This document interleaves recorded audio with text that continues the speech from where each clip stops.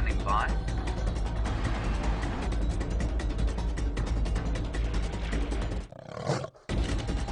5, 4, 3, 2, 1. You are live, you are live.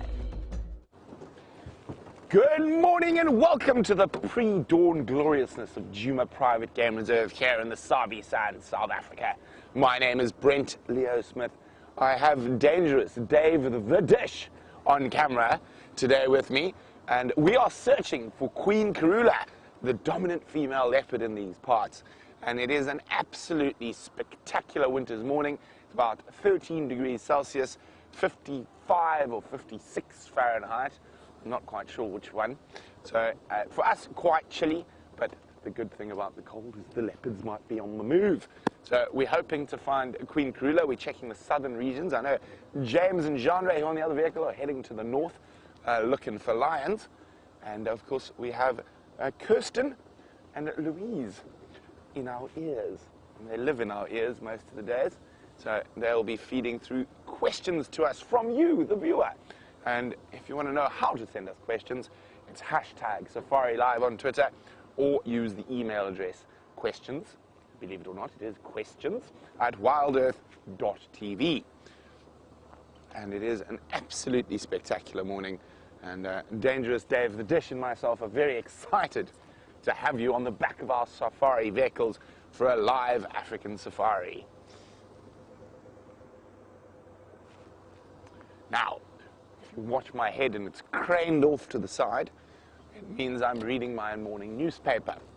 And when I say that, I'm looking for footprints of the various animals, and in this case, particularly the female leopard that has passed or possibly passed through these parts overnight. Now there is an interesting track. It is, well, there's two tracks here actually. There's a female leopard track, but that's quite old. And there's a much more recent track. Let me just have, actually, sorry, before I make a whoopsie, I nearly made a whoopsie. I needed to look at it closely. I nearly lied to you, and that's not very good if I'm lying. Let me just put some light on it. Is my light on? Yes. Okay.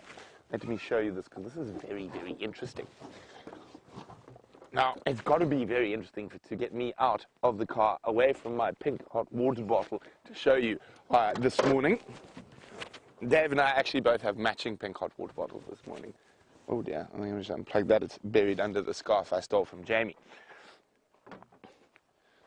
Now, Dave, can you see these little tracks here?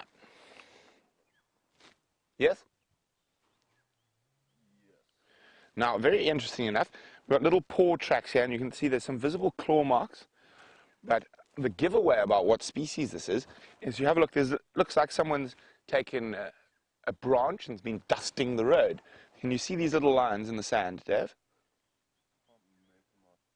Maybe I'll move the vehicle a bit closer, and maybe Dave can go straight down. It could be a bit difficult from there, but you need to see the little lines to know what creature it is.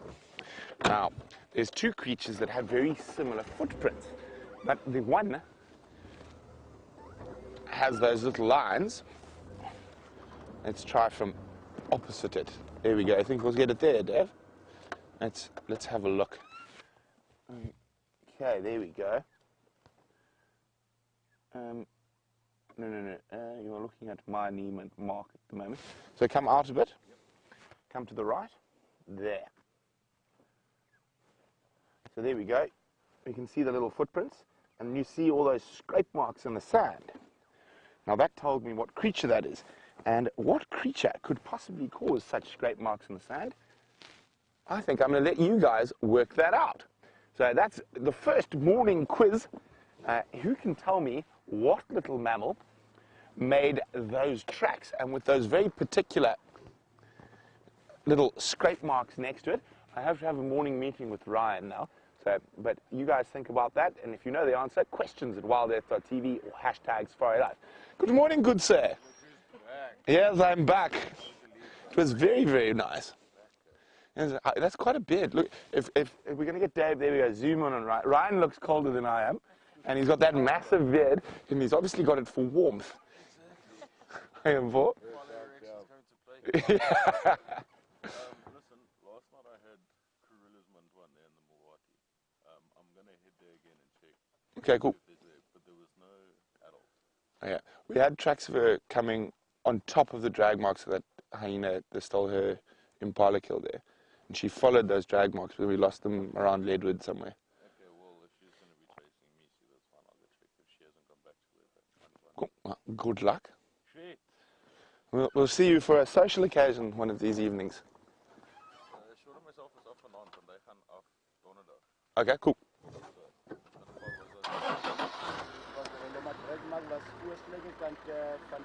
Yeah, so they took it from Chitwa, the Mnisi Joncha, and then she followed the Mnisi Nkonzo. But that was yesterday morning, so she could be anywhere. Bye.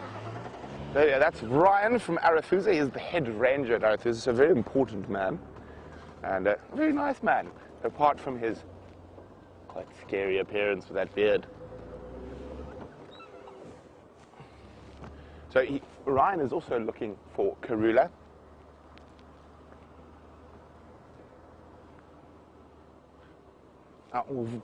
I think I need to get my quizzes a bit more difficult this morning.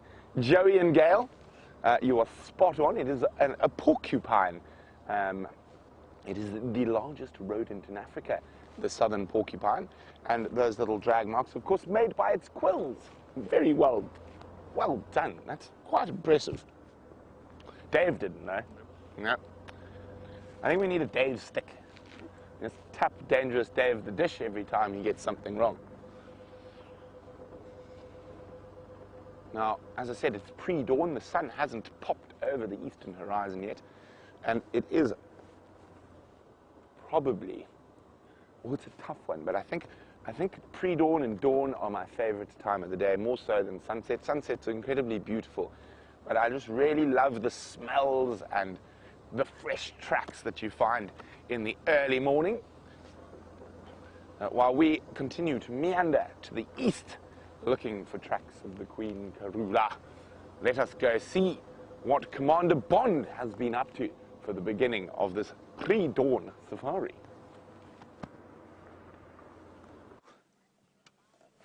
Good morning, everybody. All we've been doing is trying to stay desperately warm here. I'm told that it's 13 degrees Celsius. This is a patent untruth. I suggest it's probably closer to around 8 degrees Celsius, which is very cold in Fahrenheit as well as it is in Celsius. It's probably about 43 degrees Fahrenheit. You're most welcome on the back of Wendy, this recalcitrant old bat that we are forced to drive around this reserve on. She looks great, but underneath her aging and unfortunately not rusting because its aluminium frame is an engine so deeply irksome and horrible that I'm going to stop insulting her now. We are as live as Brent Smith, so please do talk to us during the course of the next 3 hours. Hashtag Safari Live or questions at wildearth.tv. Now, we've come along the northern boundary. There were lions over that way at Buffelshoek Dam yesterday. They were chasing beefaloes around. They had the cubs with them there, so that's one port of call. And then, of course, there was the male and the female that Jamie had around here yesterday. And I just want to show you, we couldn't find them last night. And I think that they've murdered something down here. I'm just going to reverse a little bit so that Jandre, who is on camera today, hello Jandre, say hello to everybody, well done. So the Jandre can show you the vultures that are sitting in the tree here. They're quite far from the road, and in Wendy I'm afraid we won't have a signal in there. So I'm just going to show you where those are. It's so deep in the drainage that I suspect that they've killed something small in there. Those vultures have moved in, and they may well still be in here because their tracks don't go south across the, at least north across the boundary. So that's a prospect that we can go and have a look at a little bit later. You will be pleased to know that Wendy is getting an increase in her amperage or whatever it is. She's getting a new amplifier this week, and we're hoping, therefore, that she will have slightly less black screen. The inescapable faults of her engineering, however, cannot be remedied. I'm being so deeply insulting of her, of course, because she's spent so much time the last little while broken down, travelling to and from Johannesburg. She is quite old. She's had to work quite hard. catfish, still a bat. We're going to start off our search at Bivelshoek Dam, which is not too far around the corner here. I'm going to drive slowly along the road and hopefully see one or two tracks. There are tracks. I think that these ones are from yesterday, just prior to the great chase. Now, I don't know if any of you were around yesterday. Can you see those tracks at all, Andre? Your body is. Let me... Why don't I get out of the car instead of being a lazy git?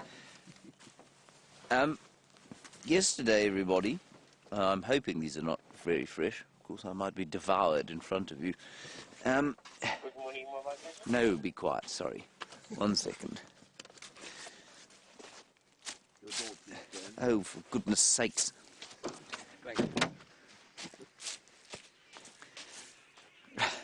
Right, can you see here? Can you see here? Right, here are tracks of the female lion, and I'm pretty sure these are from yesterday. Now, I don't know if you were on drive yesterday, and if you weren't, well, you should have been, because Jamie had an amazing sighting of 3 lionesses chasing a buffalo, jumping on its back, and unfortunately for them, not killing it, very fortunately for the buffalo.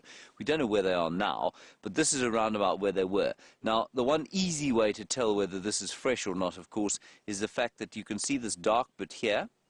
You see that, Andre? Yeah. That is dew. It's moisture from the night. It's settled on top of the track sometime during the night. So that's a very obvious way of telling that it isn't fresh. The other way of telling if it isn't fresh, of course, is that there are vehicle tracks all over these lion tracks up and down the road.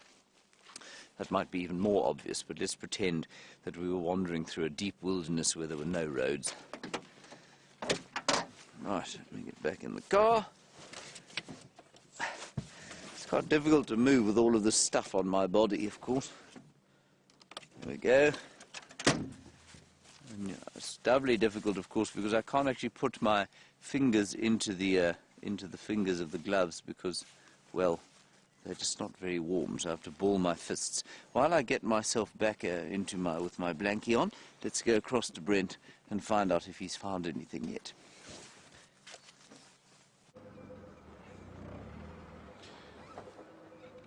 I thought I'd just found something, alas, not. Just hyena tracks so far. So we're coming down towards the Mwati River, and there's some quite beautiful scenery popping through there. As you can see, the sun is illuminating the clouds, but it still hasn't quite risen above. And if we listen, isn't it just spectacular?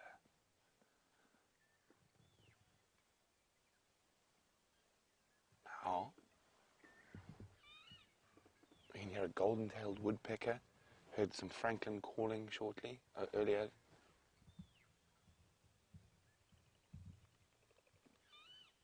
There we go, that very unattractive call is that of a very pretty bird, the golden-tailed woodpecker. Grey go-away birds in the distance. It's a go-away bird alarm call, but it's an alarm call for a predatory bird, not for a mammal. Wow! Wow!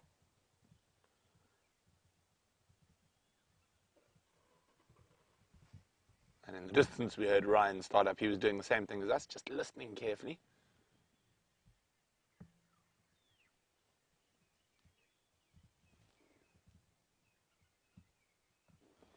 Oh, yes. Oh, do you hear that? Yeah, so Dave, swing around. Now, it is so quiet in the dawn, I can actually hear the francolins digging in the leaf litter. So zoom where you are, Dave. A little bit to the left. There we go, center frame. There we go, a little crested francolin. Look how puffed up it is from the cold. And no one's hopping. It's done itself an injury. I've actually seen a one-legged francolin before. I wonder if this is a one-legged francolin. Come on, hop. It's got an injury to its one foot, and that's probably why we heard it. It was making more noise than they normally do. And see how puffed up it is. It's cold. I wonder what could have injured a franklin's leg. Normally, those type of injuries happen trying to escape a predator of sorts. And of course, it successfully evaded the predator this time. But now that it's on one leg, it might not be so lucky the next time. Oh, are we causing a traffic jam?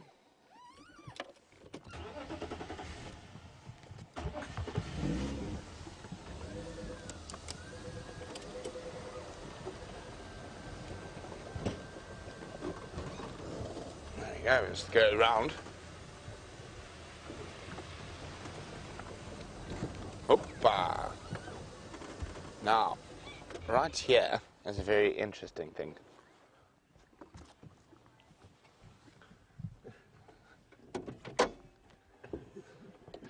Ex-Ranger, you're spot on. Where does Dangerous Dave get the extra nickname, The Dish? Did he drop a dish, or do the ladies think he's all right? Well, it's because the ladies think he's all right. So now, Dave, I'm taking control of your camera. There we go. Oh, no, he's trying to make himself look pretty. There we go. There's Dangerous Dave the Dish. Look at the dimples, ladies. I know you ladies love dimples. There we go. That's why he's called the Dish. The ladies think he's a little bit better than all right. Okay, so we've seen... I've now managed to really make a mess of this here thingy. Let's do that. Ugh. Okay, so we've stopped at this particular termite mound many times, and at the beginning of winter, we used to stop here, and you would see steam rising out of this termite mound. And it's got so cold, and remember, termites like to keep their abode at about 32 degrees Celsius, which is the optimum temperature for growing fungus. And you can see the dark coloration here. And if I touch it, it's actually still a little bit moist. So the termites have actually closed this chimney because of the winter to keep the inside at that optimum temperature. That's amazing. Oh, it's still so soft and moist. Now, there's still a few little holes, so there's still air coming in, but if I look around the whole massive termitaria, they've closed that hole, they've closed this hole, they've closed that hole. So they actually only have really tiny little breather holes open, like these ones at the moment. So tiny, tiny breather holes, like that. And they've closed all their main vents to keep all that glorious warmth in. Now, I have seen hornbills, especially on new workings like this. It's a bit early for them. They'll come break it open to get the heat, and then they'll sit over it. Ooh, and get warm. Well, it's not quite cold enough for that this morning. It's going to sort of drop below 10 degrees C, I reckon, before the hornbills start. Oh, and while we've been sitting talking nonsense, the sun has actually popped over the horizon. We're going to look at it through a torchwood tree at the moment. A Balanites morgami. So we're going to keep perusing the south, and while we do that, Commander Bond has made his way all the way to the Buffalo's Hook waterhole. Let's go see what's out and about there.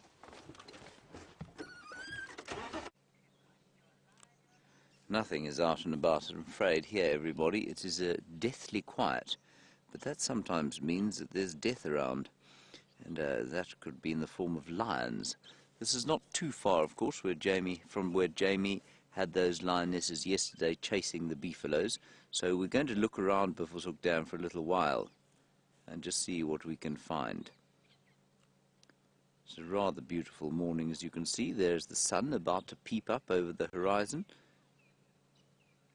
Lots of doves flying into that tree there. And not much in the water, you can see. And there was a grey heron that took offence to us disturbing his morning reverie, and he's flown off going, wah, wah. They have very unattractive calls to the herons. So we're just going to sit here for a little while and see what we can hear, and then I'm going to go and look around the northern section of the dam and see if we can't find something over there, because I wonder if those little cubbies aren't stashed somewhere in there. and then I can go and make more embarrassing sounds at them, like I did during our, I don't know if you saw our clip of the from Fireside Chat yesterday evening, but Brent and I made extremely unmanly sounds the first time we saw those little lion cubs, and I'm going to hopefully avoid doing that again. I didn't realize that that's what I was doing until I saw the video clip. We became totally beside ourselves. And there, everybody, comes the Earth's very own sun, our very own star that doth warm our faces during the course of the day. Isn't that nice? I might have to take another rank average photograph.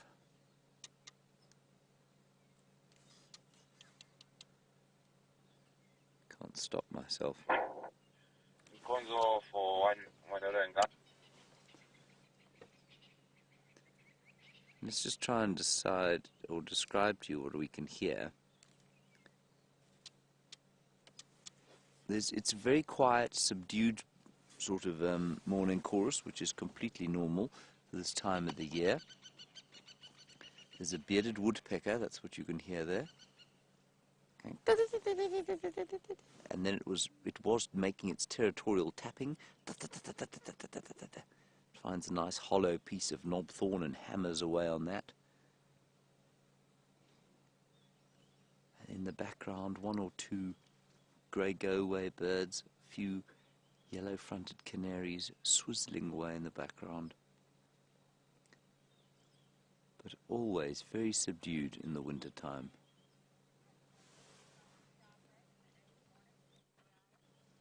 Hello, Brian. You say, is my sense of smell sharper in the early morning? I'm just taking a picture of the sun for my mother. You know how she loves them.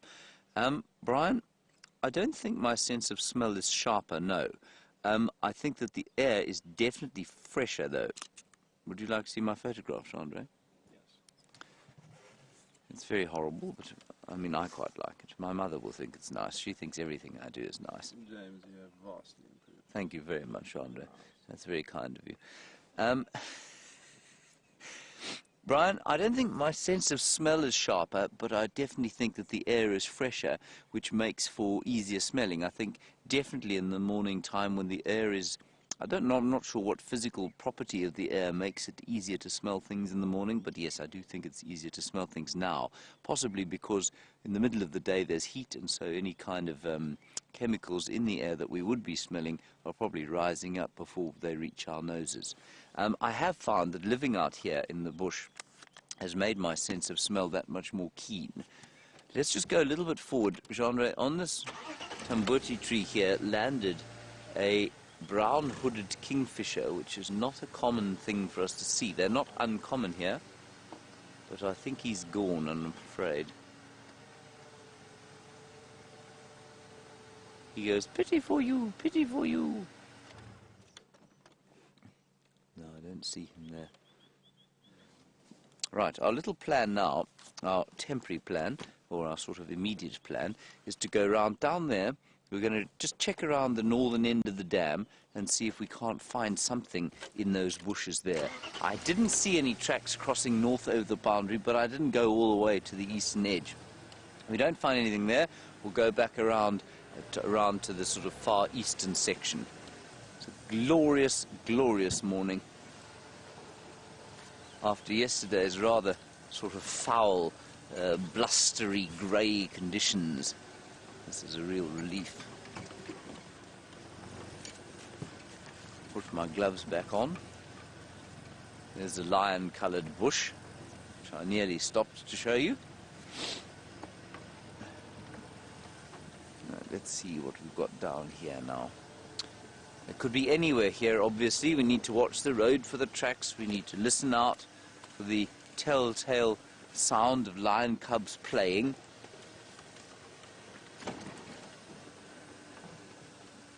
There's some Birchall starlings there.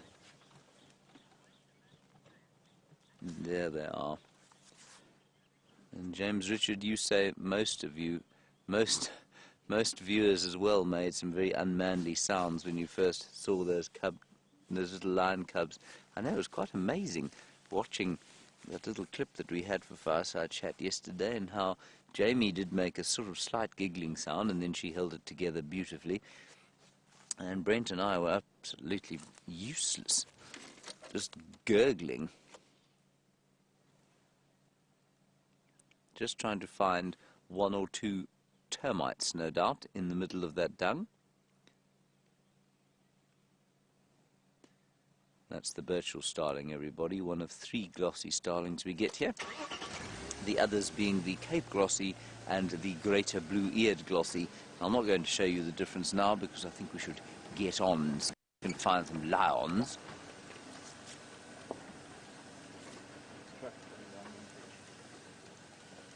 Tracks. Lions going this way.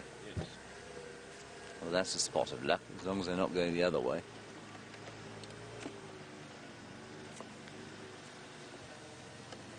So they will come and down and have a drink here, even though this water is, well, I mean, you wouldn't put your face anywhere near it. But for lions and hyenas and leopards and even buffalo, they can handle this kind of fairly rancid water, and we often have questions, how on earth are they able to drink it? Because we as human beings have become very used to drinking very pure water. And the simple answer is that, of course, our bellies are just not used to drinking bacteria-rich water, whereas animals out here are. And there are many parts of the world where you can't get very clean water, and people survive just fine eating. There are cub tracks here. People survive just fine drinking fairly rancid water, as long as your tummy is used to it. You know, we're not going to go bashing through the bushes here. We're just going to have a quick look around, and then we'll go back out onto the road. Well, this is round about where we thought they were yesterday. Let's just drive up a little bit around through here. It's always nice driving at this speed at this time of the morning, of course, because it is much warmer to drive slowly like this as opposed to herring along where it is very freezing. All right, we're just going to have a little fossick around here. Let's go and get an update from Brent and find out what he's managed to find himself.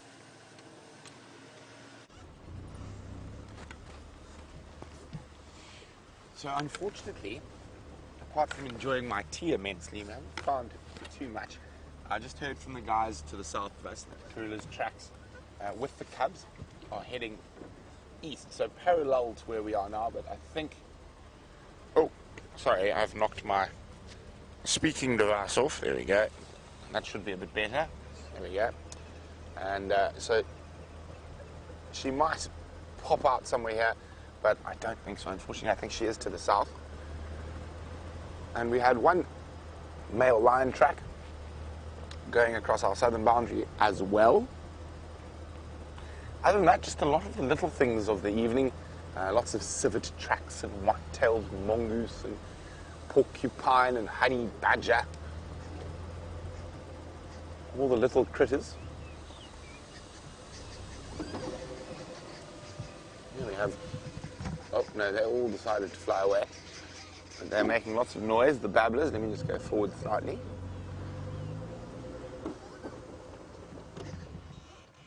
And at the back, there we go. Dave's got them there. You can see them fluttering around.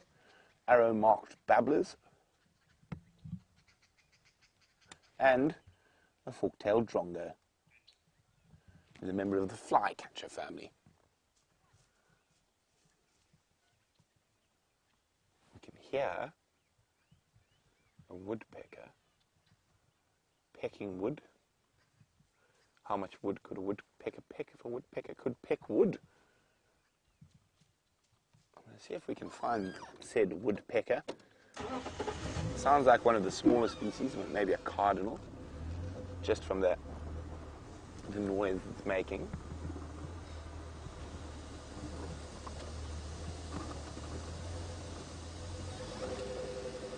I'm just going to gaze to see if I can work out where the woodpecker was pecking. I can hear him.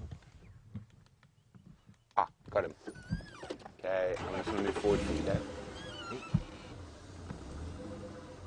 Okay. Ooh, That's a good one. Okay, so left, down, right at the base of that tree. It's not what I thought it was. Oh, this is a good one. Look at that. Oh, woodpeckers have the most amazing physiological adaptations to be able to bash their head incessantly at wood. There's basically a shock absorber at the end of its beak. Otherwise, it would literally rattle its bane loose. Now, who can tell me which woodpecker this is now? This is a good one for the birders. It's not one of the smaller woodpeckers that I initially thought. It's just pecking in some relatively... Ooh, ooh, ooh. Look at that. Did you see that? Did you see his tongue come out? He's trying to get probably a wood borer beetle out of that hole it's been pecking. And they do use their tongue to sort of roll around in there to try grab the little borer larvae to take out. Now they've also got incredible hearing, so it's probably heard a borer larvae inside there, and that's what's causing it to peck at that particular spot. Look at that long pink tongue of its got. So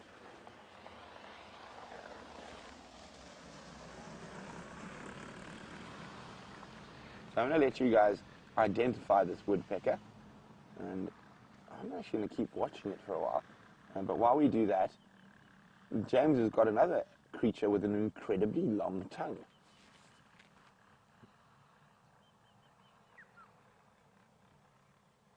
Oh, sorry, no, you stuck with me, so you don't have the incredibly long-tongued creature. You're going to stick with this one. Well, as I said, if you know this woodpecker, let me know, and do that by sending me an email, questions@wildearth.tv, or you can use the hashtag #SafariLive on Twitter. So now, James is back with that incredibly long-tongued creature, so let's go have a look what it is.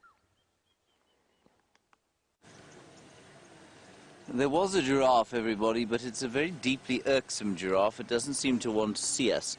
So I'm going to just quickly turn here. And it's a roundabout where I'd sort of hope to find the lions. And if you find a giraffe, they're normally very good at spotting lions. So I don't think there are any lions around here. Let's turn around. We'll just go through here. We'll get a lovely picture of him in that drainage line.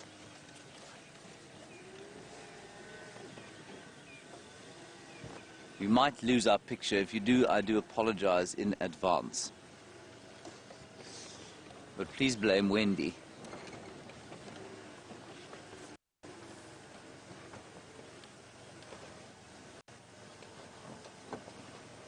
He's a beautiful giraffe, large and dark.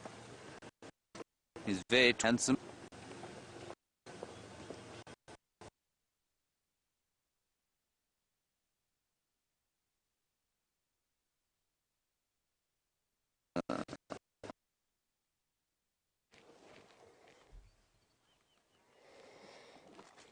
So Dave and I are actually just waiting here to see a kill. I'm going to see if a woodpecker manages to pull one of these borer larvae out of the variable bush willow it's feeding on.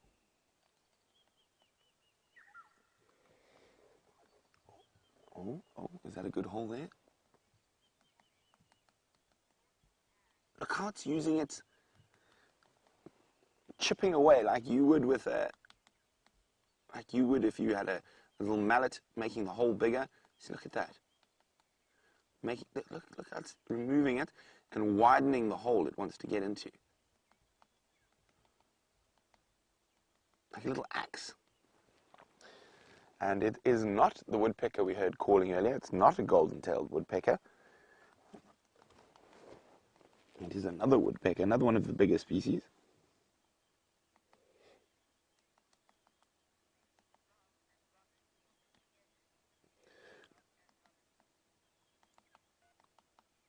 So well done, Robin. It is indeed a bearded woodpecker. Now you can tell it's a bearded woodpecker by the very prominent black markings on its face. So on the side of the face and under the chin. Now a lot of the woodpecker species have similar markings, but a bearded woodpecker is the only one that really has the black on the side of the face. Golden-tailed woodpecker male will have red under its face.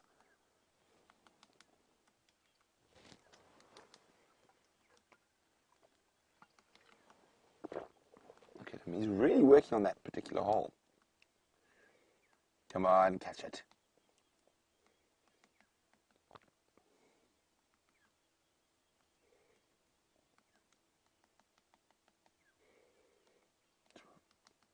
I mean, look how much that hole has grown just since we've been watching. Oh, oh. No, not quite yet.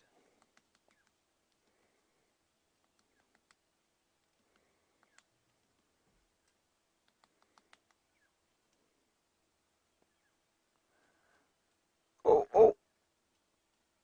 Did he get it? Did he get it? Either it was a very small one, we couldn't see it, or there was no success. I'm going to let that woodpecker keep pecking wood, and we'll have a look. Oh, look at that.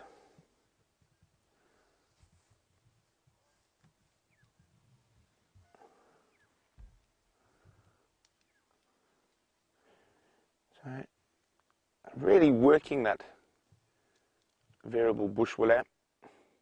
Probably doing it a bit of a favor, removing all those wood borer beetles.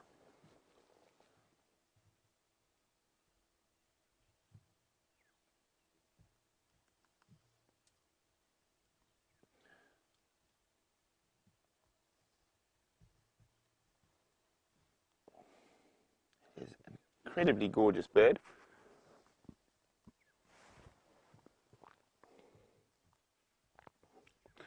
Okay, well, look, heading up the tree now.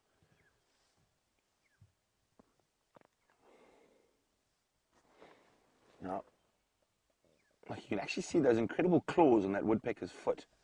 How they're able to hang on the wood like they do. And those, oh, off it goes. Those nails are almost longer than the toes themselves, giving them incredible grip.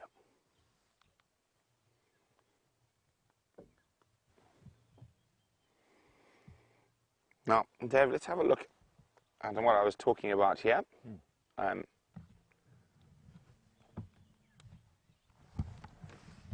So there's the golden-tailed woodpecker. You can see it's got the red below, and so if I swipe, there we go, there's the bearded woodpecker.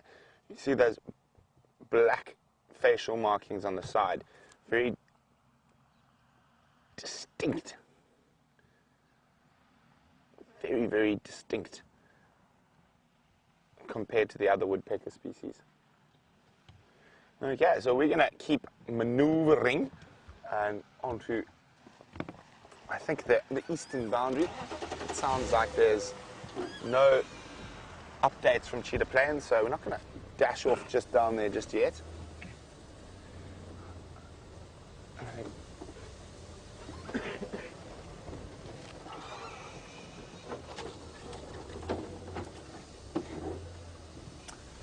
Hi, Virginia. Now, Virginia is asking us, all the way from Kentucky, when do the migratory bird species come back, and which is the first? So normally around November, we might get some a little bit earlier. Now, one of the first,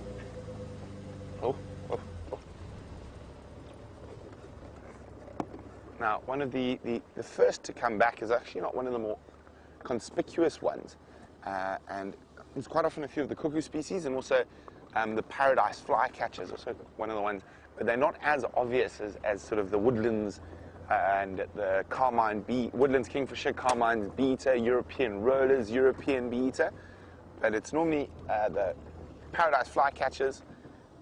Oh, speaking of a flycatcher. Now, okay, on that. Oh, where'd he go? Oh, he's still, okay, come down. Oh, there we go. He's just behind the branch. Oh, let's just move forward a bit. Hopefully it doesn't fly away. And that is one of the smallest flycatchers we get. Is he still there, Dave? You got him? Oh, no, that's a different bird. Sorry, that's a fork-tailed drongo. The one oh, there he goes there. there. Oh, in the beautiful light as well. Okay, you got him? Zoom. Onto that little bush, up a bit. Zoom, in the center frame. A little bit to the right. Up a little bit, there he is, hopping. There we go.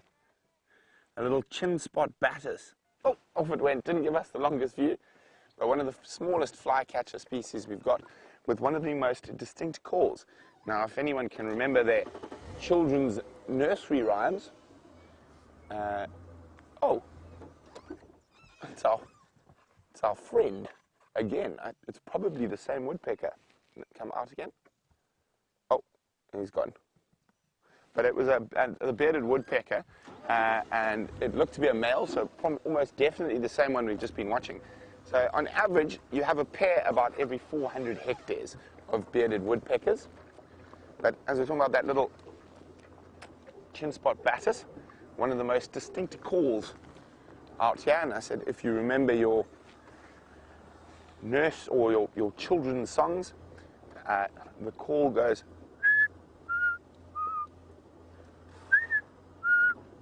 Dave, do you know what that says? No, Dave. 3 blind mice. 3 blind mice.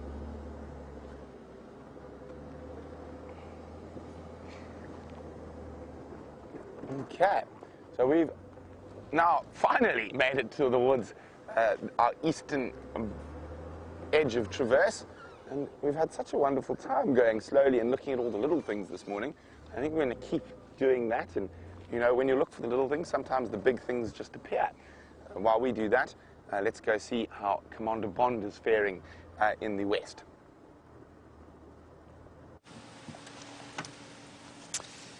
We had some leopard tracks going up and down this road, but I don't know how fresh they were, and they seem to be territorial markings, so I'm not going to try and find those.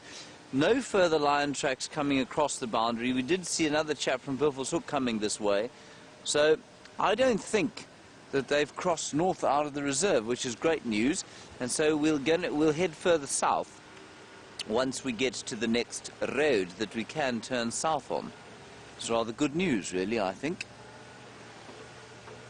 And then, of course, I did hear, as you were linking, I heard Brent Leo Smith attempting to whistle the call of the chin spot batis. Now, he and many others will tell you that it is the 3 blind mice. I've always found that a poor description, but that might be by musical training. It always grates me when I hear it, because 3 blind mice, of course, is each tone is a tone apart, right? 3 blind mice. 3 blind mice. Whereas a chin spot batis, well, the notes are just much closer together, and it's more. You hear the difference, Andre? Yes, never mind. Go ahead, Bernie. Bernie's also driving up and down here.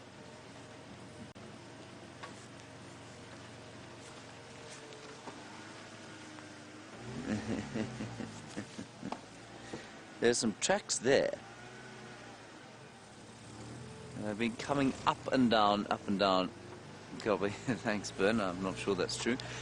Felicity in New Zealand, you say, are animals able to interpret each other's tracks in the same way that we are? No, I don't think so. I don't, and this is an interesting question. We've been having quite a few discussions about this sort of thing. I don't think that animals are necessarily able to follow each other's tracks at all from sight, but they can definitely do it from smell. And the best example, of course, is to track a dog that you might use, track a dog that you might use to find a criminal, for example. A criminal that's been running along, and you may well find that a dog can follow the scent of that criminal. And in the same way, I think you'll find that lions follow each other and they follow other animals, and leopards certainly find wild dogs that way, I know that for sure. But I don't think that they can see each other's tracks necessarily. I'm not sure why I say that. It would seem... the thing with human tracking, or no, I mean with our tracking of animals, is that it's very much a deductive process. So it's a process of working things out and assessing different shapes and that sort of thing. And I'm just not sure that animals, A, need to do that, and B, necessarily have the cognitive powers to be able to do that. So, Felicity, I'm going to say no. I think it's largely from smell and probably from hearing as well. Now, we've come down the eastern track that goes towards Beefleshoek Dam. I have a nasty suspicion these lions are still in this very thick block over here. And that will be extremely difficult to get a vehicle into, but we might be lucky and just find them lying on the road.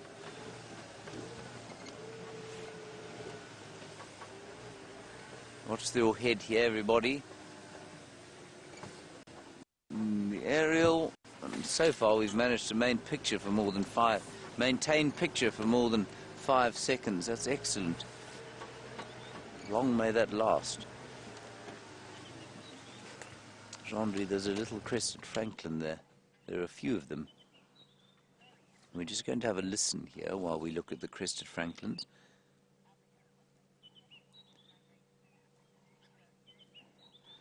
Oh, Joey in Australia, you ask a very nice question while we're looking at these crested francolins and listening to the wonderful call of the white-browed scrub robin going.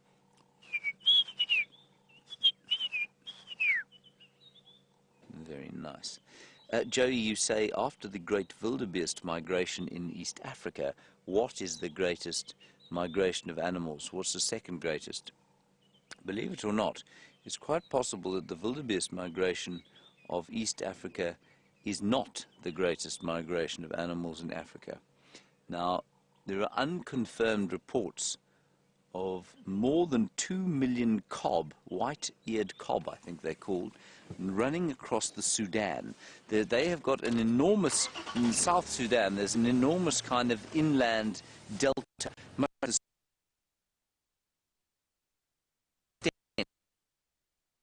to access. I'm not sure how much of that you got, everyone, but South Sudan, big inland delta called the Sud. And the Sud apparently has these cob migrating through and over it in massive, massive numbers. But because, A, it's very inaccessible, and B, going to the Sudan is, well, it's an extreme sport, really. You don't go there unless you've got a special forces unit with you. Because of that, nobody really knows how true these reports are. So it's quite possible, Joey, that the second greatest migration in Africa is the wildebeest migration, where 2 million wildebeest migrate across the plains of East Africa on a yearly basis, following the rain and therefore the grass. But it is possible that there's an even bigger one of white-eared, I think it's white-eared cob, if I'm not mistaken, but I'll have a look. But they're sort of, I mean, they look a little bit like a waterbuck, I guess, like a red waterbuck, like a lechwe. I'll find you a picture as soon as we get back to Beefleshoek Dam. I found no further tracks through here. Anyway, time will tell, everyone, time will tell. Nice question, that, Joey. Animal migrations, of course, are a fascinating thing. And we used to get them here, of course. We used to get wildebeest migrating to and from this area when there were fewer people around and the rivers ran more annually up in the north, so around the Timbavati, and perennially down in the south here. And there used to be apparently a massive dust cloud. Every year you'd see this huge dust cloud of thousands, not hundreds of thousands and millions of wildebeest like you get in East Africa, but certainly thousands of wildebeest would migrate from the Sabi Sand area here up into the Timbavati. And they don't do that no more. Some blue waxbills calling here, of course, with Jean-Ray operating this very small lens. I don't think we're going to see them. There's just quite a few birds calling. There, Jean-Marie, we've got some white-crested helmet shrikes up in that silver cluster leaf tree. There they are. Did you hear that? It is the chin-spot batis. There we go.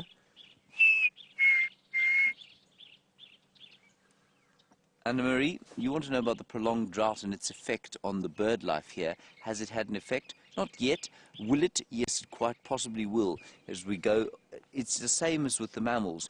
As we go into the dry season, this is normal, but of course this looks like a September landscape. It doesn't look like a July landscape, which means that when we get to September, the real business end of the dry season, that's when the animals are going to start to suffer, and the birds are included in that. Rondre, did you hear the difference there between 3 blind mice and that call? This one's going... Now, nowhere have I heard 3 blind mice. No. No, no, no.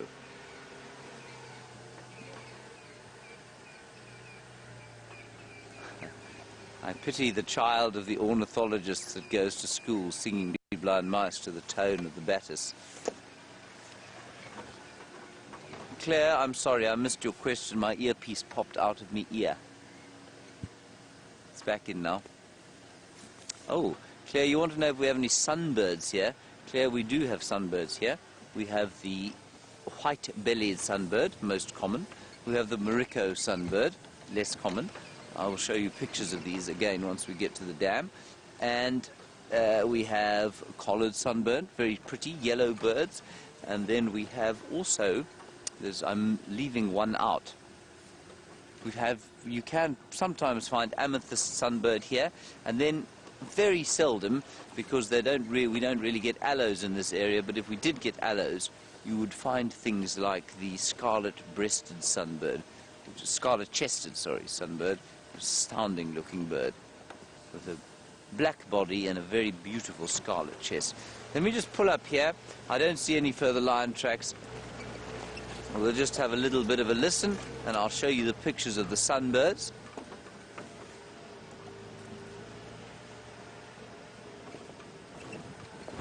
Let's stop over here. Underneath the shade of the torchwood tree. Sounds like a story, doesn't it, Jean-Marie? Yes. Right, we're back at the dam. Not much going on here. I'll quickly show you a picture of these birdies. Sunbird, S for sunbird. Sunbird 410.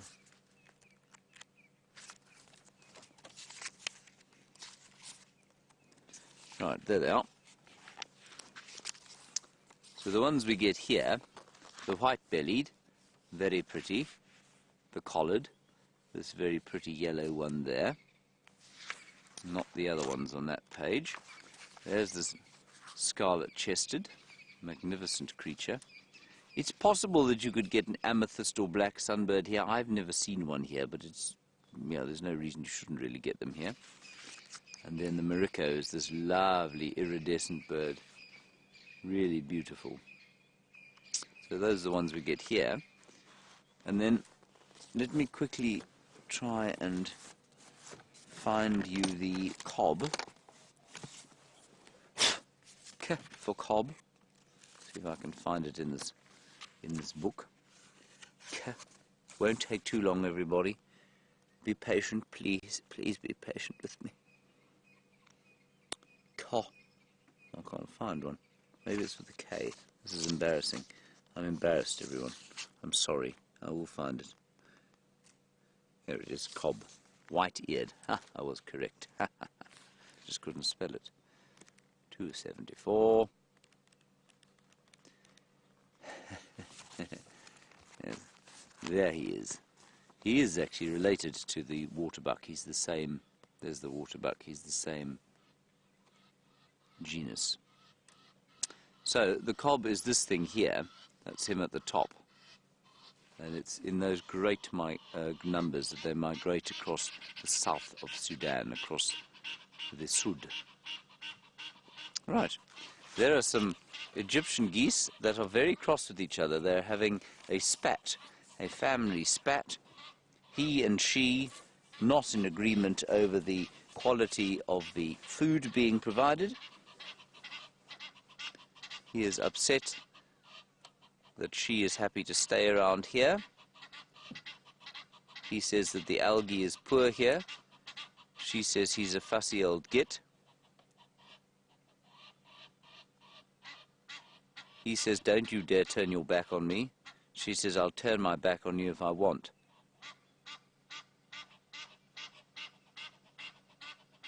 Yes, now it's getting, I can't really follow what's going on. They're having a very severe squabble.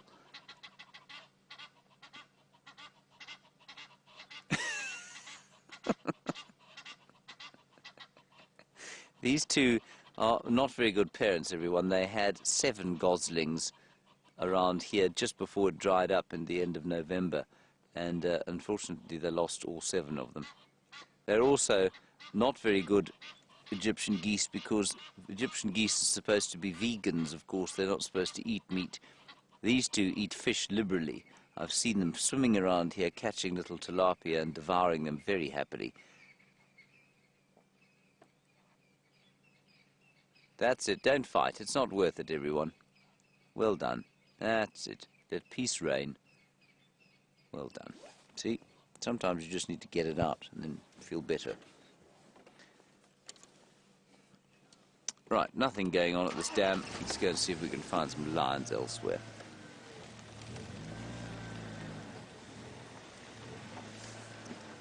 So there were the freshest tracks we've seen this morning of female lions coming down this way along the road towards the top there. I suspect they've gone into the north there. They may have gone down to the south and maybe towards where those cubs were being kept. Of course, we know the cubs were just north of the dam yesterday. So we might have to go back to where we had those original tracks and see if they aren't around there.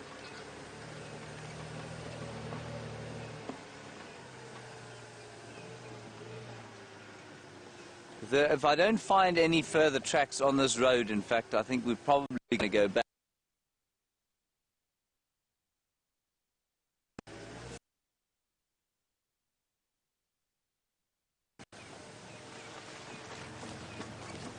There's also real dearth of other mammal life in this particular area, so maybe about this and they've booked out towards some other less predator-rich environs.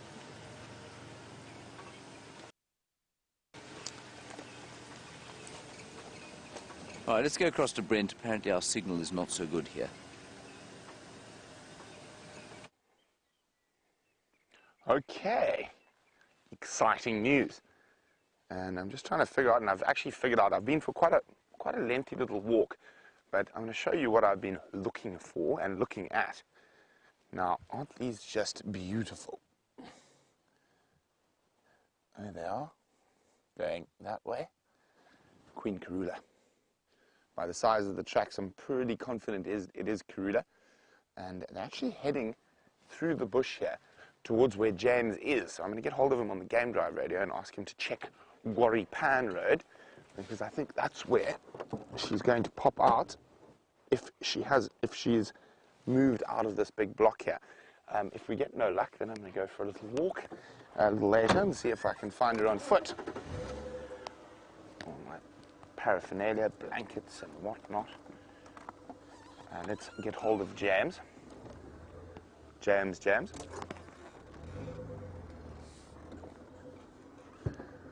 James, if you're still around Gwari Pan, Buffelshoek Dam, could you check Gwari Pan Road as tracks of this female leopard cut sort of due north into the block from Drakensberg towards that drainage system off Gwari Pan?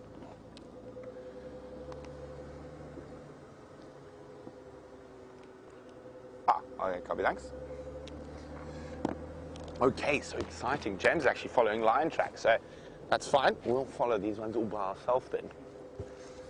Now, being Karula, she could easily zip back onto the road, and we know she likes to hunt in this area. So let's have a look.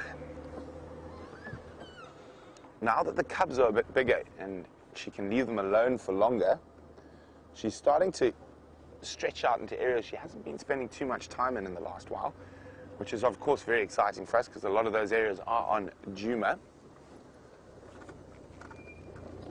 So her last tracks were going straight north in here, and there's a road that runs on the other side, so that's what we're going to check.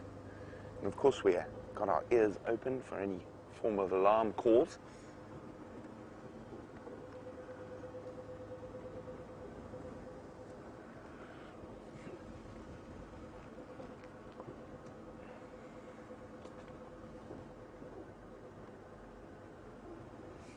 Hi, Lev. Lev's wondering, are there any animals that will eat the dung and scat that carpet the bush? Yes, quite a lot of animals, and it all depends on the dung. Quite often when we see the different bird species or little things like mongoose scratching in the dung, she's back. Very typical Queen Karula, back on the road. Okay. And quite often the termites will come up from underneath and start eating the dung. And then the other creatures, oh dear, this is so typical. Okay, she's back. No, she isn't. Yes, she is. It's very typical. She zigs and zags, jigs and jags. And with dung that's not decomposed fully, animals that have bad digestive systems, or not bad, but not very effective digestive, like elephants. Lots of different creatures will eat the dung there. And from the carnivore dung, lion and hyena and whatnot are quite often eaten by hooded vultures and other small carnivores if they can find some meat in there. I mean, these tracks are so fresh, I sort of half expect to see her up ahead of us. Let's see where she went now. There's a hyena.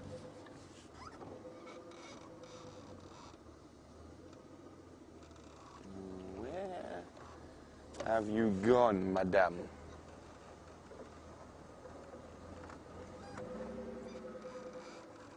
Did you take a shortcut through here? Is the next question. Are those leopard or hyena on your side there? It is leopard. So here we go. Doop, doop, doop, doop, doop. And now where? Did she cross straight across the road? No. Of course, she went all the way here and turned around and went the opposite direction. Which is not the best news for us, because we are not too far away from our eastern boundary. There go the tracks. Whoops.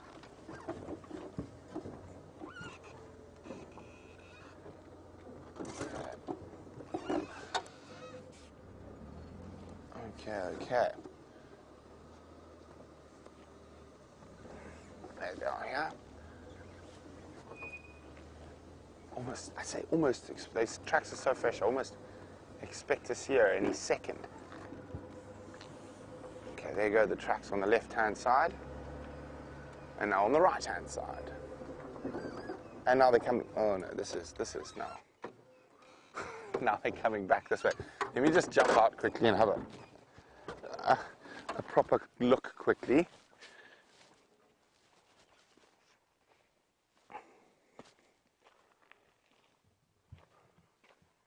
So these tracks are,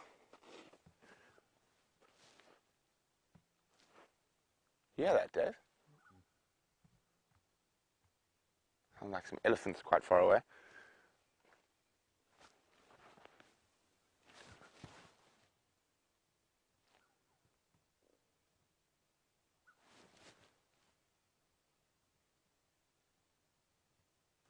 Elephants.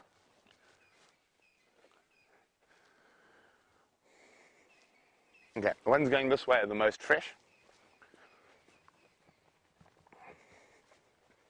Let me just Notice this was a little bit loose, so let me just tighten that quickly.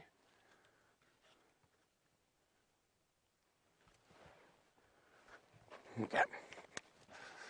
Now, this is very typical of the Queen of Djuma, to change direction a lot. Specifically when she's hunting, not so much when she's scent marking, but when she is hunting, she does change her direction quite a lot.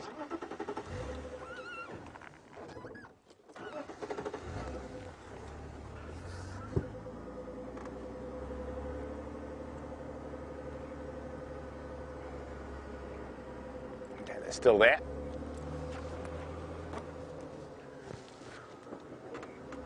Still there.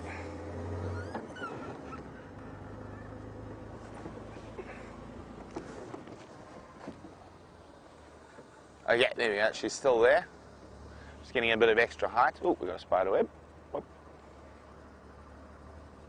And she's gone. And she's back. There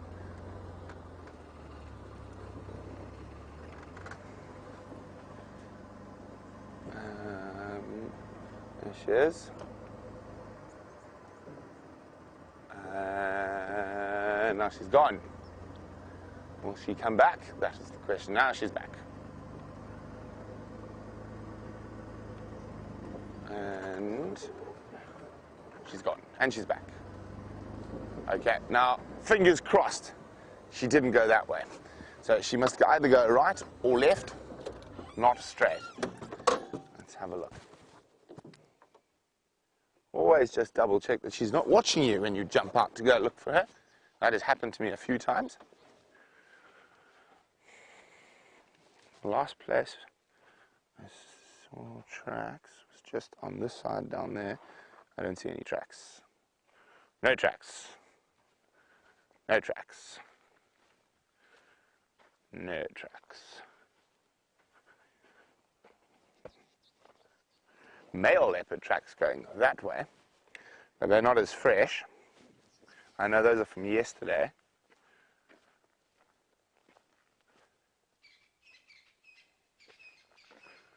What's that over there?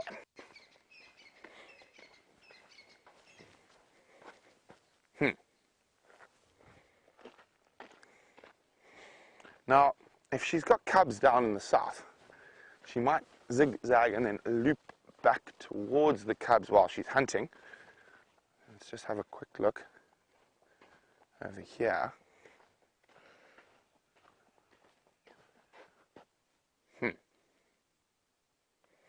The flying Karula. And I know I saw a track just behind the vehicle. There's me. 2 shakes of a lamb's tail. Dave's going to follow me around because I'm making life difficult for him, I know. But I just need to see where that last track was. Okay. Dum, dum, dum, dum. Gone. Okay.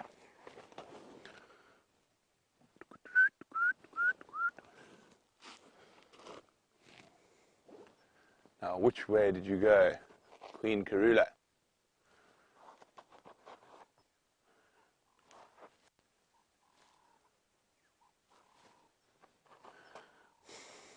She likes to do this to us from time to time.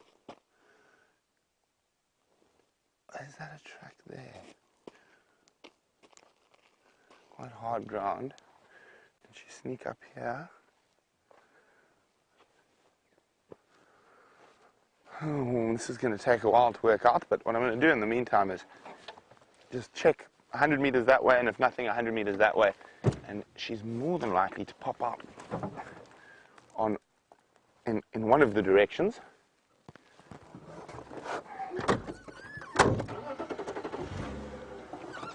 It is a beautiful morning, and wouldn't it be nice to have the Queen of Djuma in this gorgeous morning light?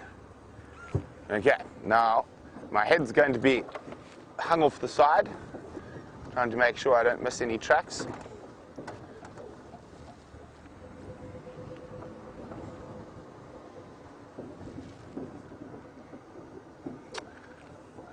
hi, Kyle. Kyle says, hasn't seen Krula in a while. It'd be so nice to see her again. I agree. I mean, we had a brief visual of her in the Cubs two nights ago. But it wasn't long enough. I agree, Kyle. I'd love to spend some time with the Queen.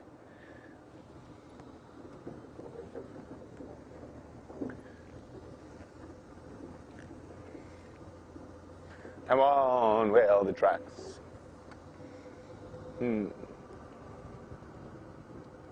We'll check as far as that big marula there. Keep checking in the bush because she could be walking parallel to the road. She often does that.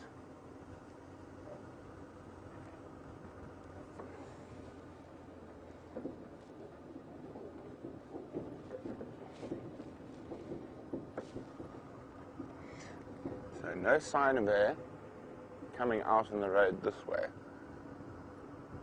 Okay, time to turn around. Let's make sure.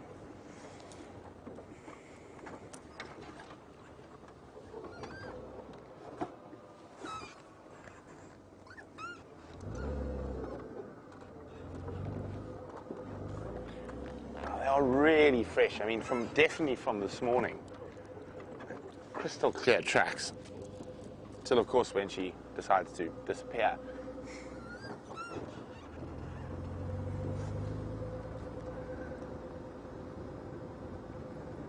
And so while I try to figure out what's happening with the Queen, let's go see how James's tracking of the other cats is going. Well, we found tracks, everyone. I went down, she came down here, she had a drink, she or many of she came down, had a drink, and then they've headed off down through there. I think those are the freshest tracks. They are all the way up and down here, and it's difficult to tell which is which. Anyway, they've gone down through a very nasty block there. Maybe they've turned south onto Nyala Road. Let's go and have a look there. We might be lucky, but there'll be something else for us to look at regardless.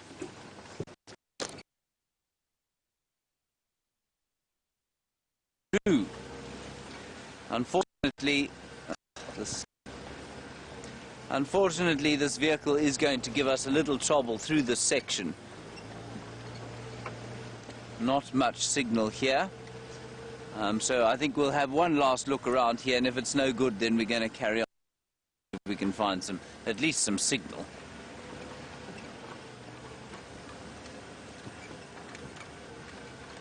And I don't know if Brent told you earlier today, but Mvula was around Sydney's dam, which is unfortunately not where we can go, but with a female. Fascinating. Don't know who she was. Maybe they're mating. It would be very unusual for an unterritorial male to be mating, but it would be fascinating to see. Of course, unusual simply because we don't know that it happens.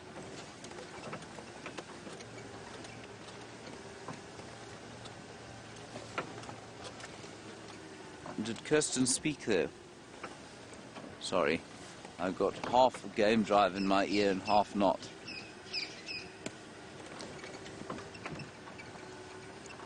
Right, let's just drive along here. We'll see if we're lucky. We might not be. We might be. And if we do lose signal, I apologize in advance. We'll go to eventually leave this area, I think, and go and find somewhere where we can get a more reliable picture to you. You might even consider heading to Arathusa. Many hyena tracks. Oh, I did go to the hyena den early this morning to see if the hyena was there. She isn't. There wasn't anyone there. It might be worth going back there to check a little bit later. There are no lion tracks here. Now, my suspicion was that she'd come down here.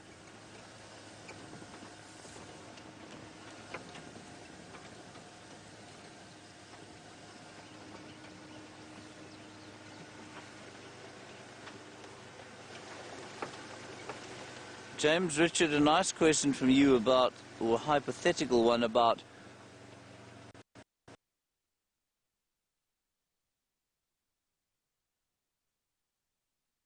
they have the instinct to migrate.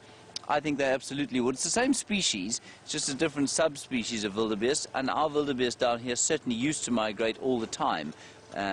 So yes, I've got no doubt that they would probably migrate there and survive quite successfully.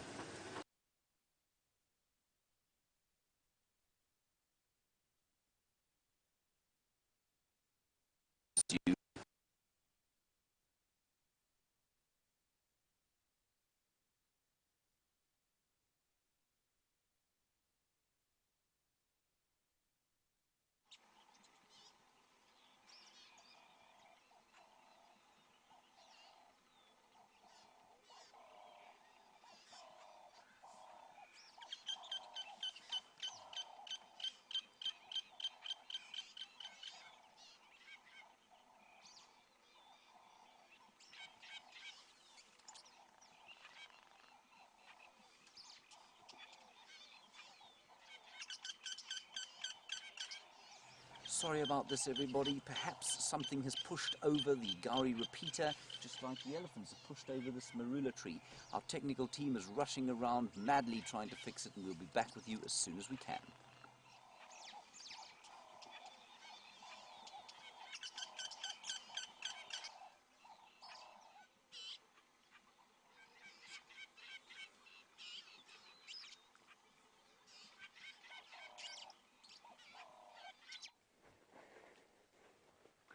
I still don't know what's going on here. I mean, I cannot find another track after that last one.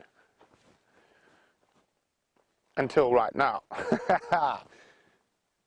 Sneaky Karula. Oh, you just walked just off the road here. Okay, now there's the last track. Now where do you go from here? Bum, bum, bum. No! I didn't see any tracks here. And someone else has driven here this morning. That is why we missed those tracks. Aha. Oh dear. Into Torchwood, but we've noticed how she zigged and zagged, so we're going to head east. She might definitely come back onto Djuma. If not on the sunrise safari, almost certainly on the sunset safari. There's always a chance.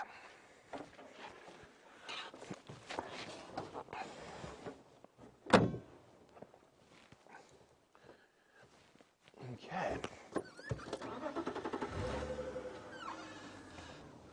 Hopefully, we're going to find her hunting parallel to cheetah cutline.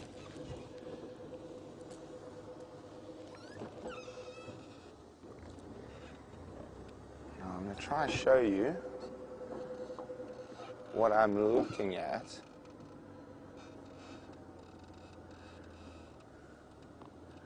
Now you can see how difficult tracking can get, and I'm going to show you what Karula's track looks like on slightly harder ground. Okay, let's go. Let's find that little piece of grass there, Dave. Let me see if it's the same one. Yes. Now come across. There we go. I'm going to show you with my finger there. So that's still on relatively soft ground, but you can see how difficult it can be to spot those. And the next track, and I'm going to show you now. I've lost it for a second. Ah, there we go. So just above that one, Dave. There. There you go. You can see that's a bit of a clearer one. But she is hunting, so she's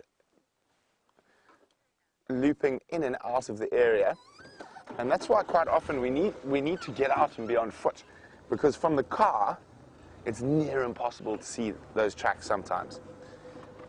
Now, hi Boaty. Boaty would like to know, is Tingana Karula's mate, or is it her son? No, he's not related to Karula anyway. He does mate with Karula, but Karula will have multiple mates. Female leopards will mate with multiple males when they're in estrus. So he is one of her mates, but he is the dominant male for actually almost all of her territory. So you could probably call him the mate. Let me just get on the radio quickly. Just let the guys know if there's anyone working down in Torchwood that they might possibly find her. But I'm still quite confident she might pop back out onto Djuma. So we're going to keep checking here, and while we do that, let's go see how James is doing.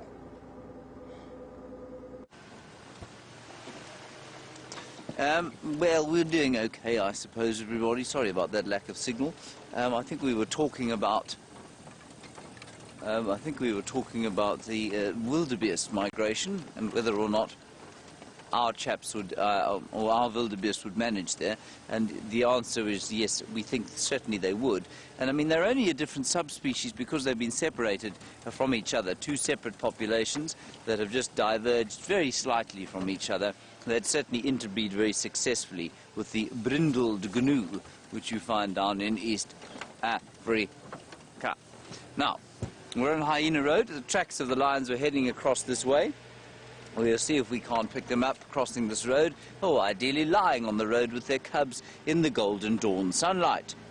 Just doesn't tend to work out that often like that, does it, Jandre? No.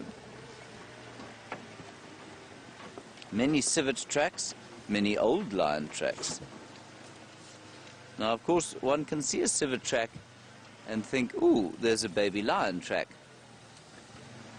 There's a male lion track here. They're not very fresh. Alas. Alas and alack. So this is going to be our last pass for the lions, everyone, because our signal has been so too dodgy around here. Otherwise, we'll go and see what else we can find. We'll go and have a look on Aratuza and find out. I've yet to meet Zara, by the way.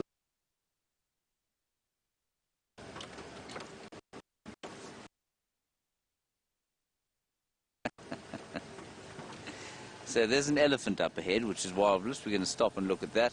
But apparently the Nkuhuma Pride, Brent has managed to get an update, has just killed a buffalo at dam. So yes, that is the direction in which they're heading, but really a few miles from here, probably about, well, I don't know, 5 miles from here. They moved a long way last night. I'm sure those cubs are still right near the dam. Let's stop and look at these elephants.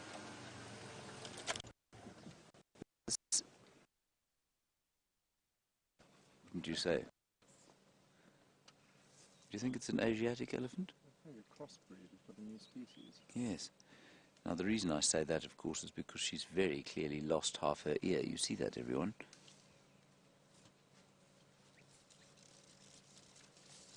Bad luck. Wonder where she lost it. Probably tore it, and then there was probably an infection, and that would have resulted in, I don't know, maybe it got tore off further. It may also have been torn off. It doesn't look like a fresh wound at all.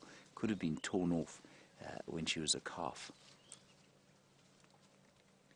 That's most likely, actually. It looks like there's no sort of fresh wound. There's definitely no obvious tear. I don't remember seeing this cow before. And they're all eating the silver cluster leaf now, which they wouldn't, you know, in the summertime, and trying to get at the bark, trying to avoid too many of the leaves. Although as I say that, she takes a great big mouthful of leaves. So maybe I'm talking nonsense. I'm very clearly talking nonsense. Quite tannin rich. And I suppose this time of the year, just before they die, these leaves, the tannins are that much less. Well, I'm glad we managed to find something today. It's good to see an elephant or two.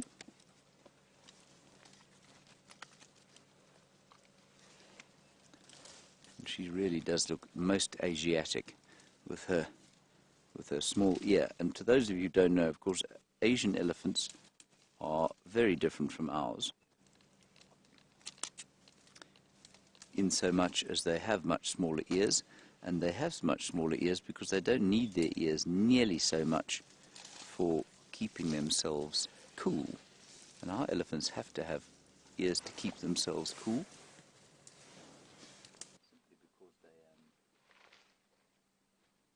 Simply because they live in the shade like an elephant does. Got a problem with the mic?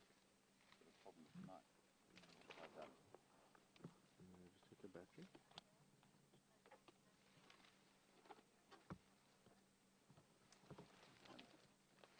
Just check the microphone. Can you not hear me? Put you on top mic and I'll chat to you. Sorry, everybody. Oh, I'll tell you what it is. There we go. I pushed the mute button by mistake. I think we're going to sit with these elephants, and I think rather than waste too much time, let's send Brent across to the lions at Red Dam, and he can get there quickly and rusty with some reliable signal, and we'll stay here with the elephants. That's really quite exciting. I also just want to tell Bernie, because I think Bernie, who's just behind us from Buffelshoek, has been looking for the lions. Bernie, apparently Nkuhuma Pride is on Arathusa now. Look at her long eyelashes.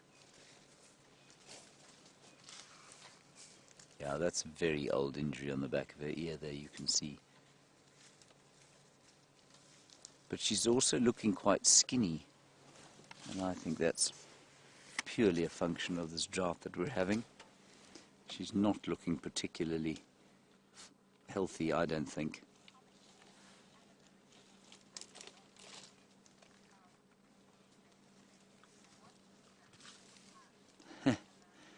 Anna-Marie, you say you were watching the elephant cow's temper tantrum yesterday, and for those of you who don't know what she's referring to, we had a clip during the fireside chat of an elephant cow that Jamie witnessed in the morning attacking a youngster. And attacking the youngster, well, a young bull, probably 8 or 9 years old, she reckoned it was, and this young elephant was pushed to the floor and then kind of held down and pinioned there by a very angry elephant cow. We were postulating as to why and how that should have happened. And Anna-Marie, you say you were so astounded by it, you watched it 7 times. It was amazing to see. I don't think it's that unusual, as Brent was saying. You know, it's quite possible that it happens all the time, but we just don't see it. And we know that elephants, older elephants, play a huge role in disciplining the younger ones. And so I think what you probably find is that older one was just disciplining a young bull who'd perhaps been sassing her, or perhaps been sort of less than polite.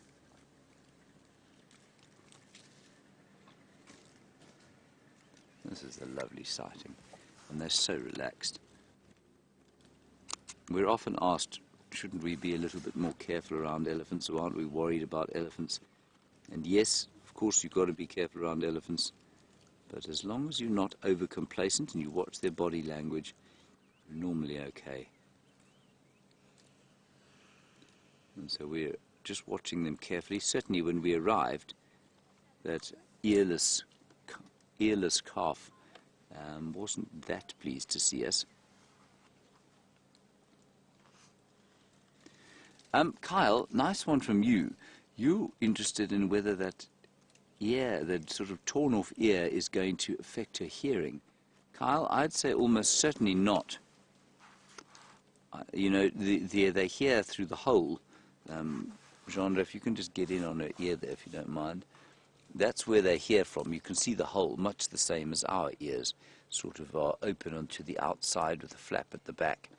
And so even if you cut that in half, I don't think it'll make a huge difference. Of course, her ability to sense sound from different directions, I suppose, would change. So I imagine those ears, quite apart from being very effective air conditioning for the blood that flows to the brain, probably very good at sort of directing the sound. So if you don't want to know what I mean, go outside, not right now of course, but go outside after this drive and cup your ears with your hands. So cup your hands behind your ears, and you will notice that you can directionalize the sound. So you can pick up sound coming from whatever direction your hands are cupped towards much more effectively than you can just by listening. And I imagine elephants open their ears out in the same way, and so what we consider sort of very subtle, just sort of ear flapping, is probably them sort of channeling the direction of sound towards their ears so that they can hear what's going on. So from that perspective, I suppose it would absolutely affect their hearing. Thank you for that, Kyle. It's a really good question. I didn't think about that. I only thought about the fanning motion.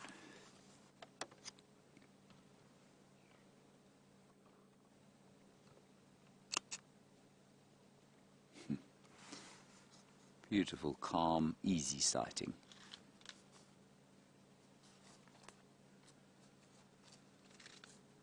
You can hear them hardly moving. She's big. She's a fully grown cow. She's probably about 4.5 tons. She really does have a seriously Asiatic look about her, though, with that.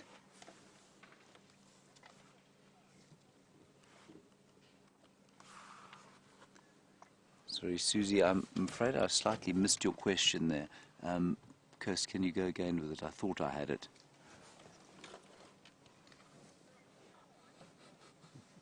Ah. Susie, you say with all the veins in the ear, would they bleed when it was torn because they've got so many veins in their ears? I don't... Yeah, I suppose they must do. But I think you probably find it heals very quickly, because I'm sure that, you know, the body is sort of adapted to deal with that.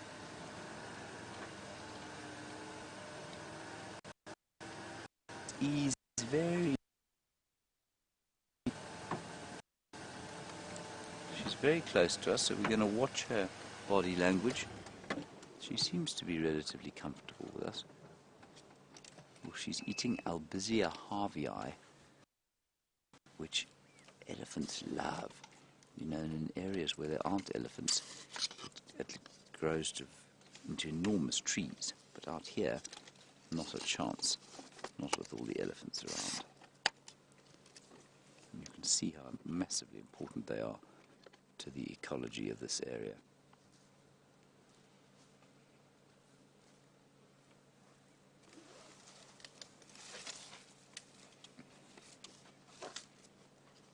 She's so calm. And of course, I've said this before, but you know, 20 years ago, or 10 years ago even, you didn't go into an elephant sighting like this unless you had a definite forward escape route, unless you could really make sure that you could get away if something went awry. And while we're very careful still, always watching their behavior, they're just so much more confiding, so much less likely to get upset with us than they were sort of 10 years ago. They've become much, much more habituated to vehicles and our voices and the smells of the cars. And obviously these ones like to be on TV, don't they, Jean-Andre? Yes, TV elephants.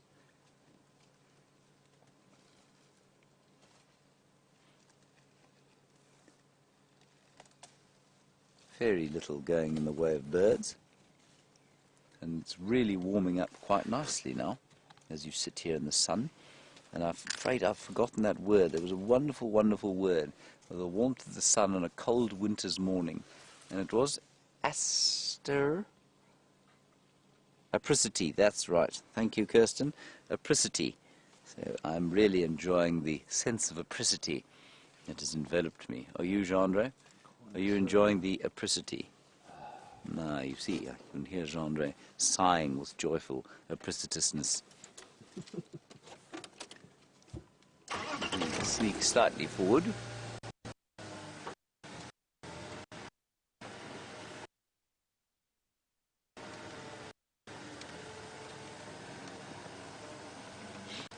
And Shannon,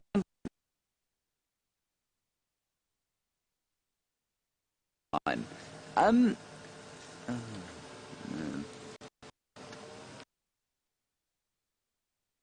You'll find that, yes, she probably does struggle to keep herself cooler slightly, elephants would, but not hugely.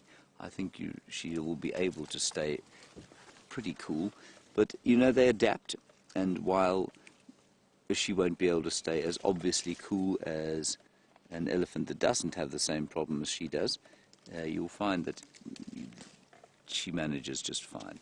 In the same way that that elephant cow who has no trunk, or who only has 2/3 of a trunk, is somehow able to get by.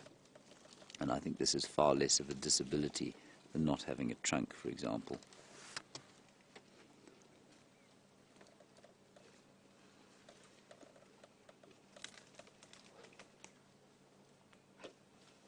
I just think that's a lovely picture of her, almost completely hidden behind the bushes there.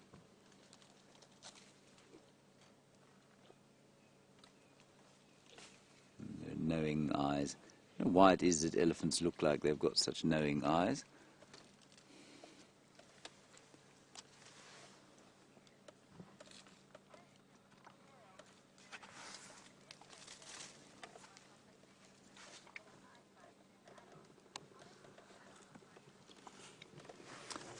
Cale, you're in Missouri and you're saying yesterday Jamie told you that elephants, youngsters, have got better eyesight than the adults.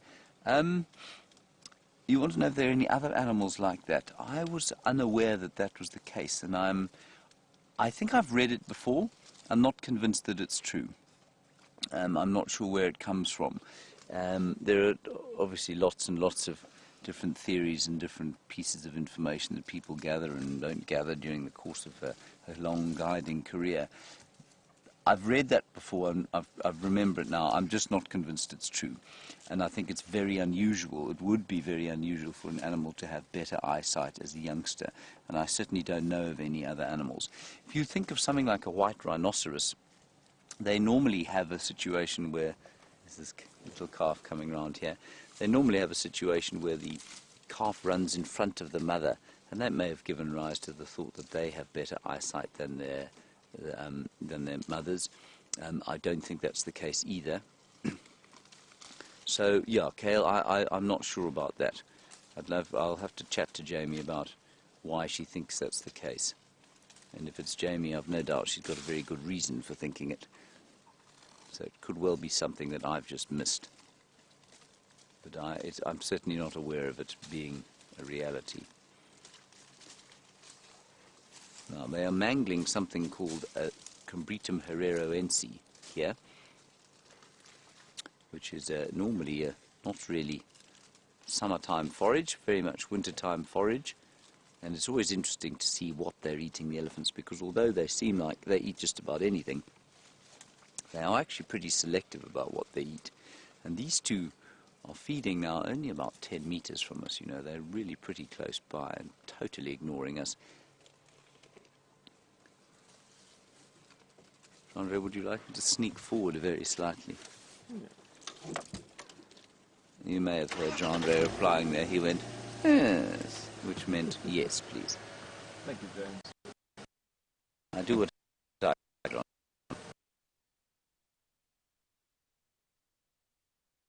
Chris, but of course you're right.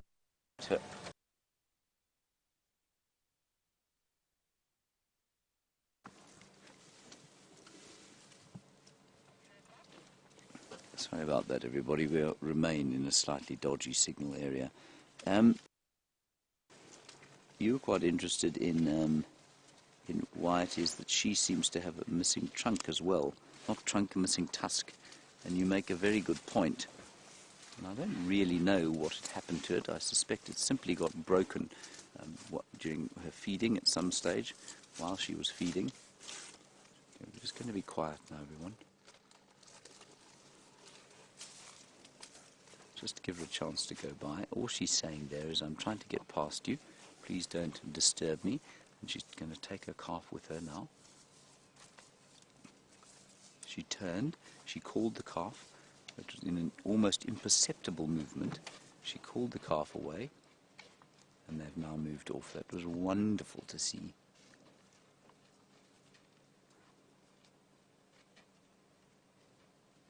That's really very special, everyone. I'll tell you what happened there. She wanted to get by, she wanted to go past us, and she had to go within sort of 5 meters. She had to close the distance to within 5 meters of us. So she stopped, and she turned her head towards us, and all she was saying there is, don't move, I'm feeling slightly threatened, so I'm going to walk past you, and that's what she did.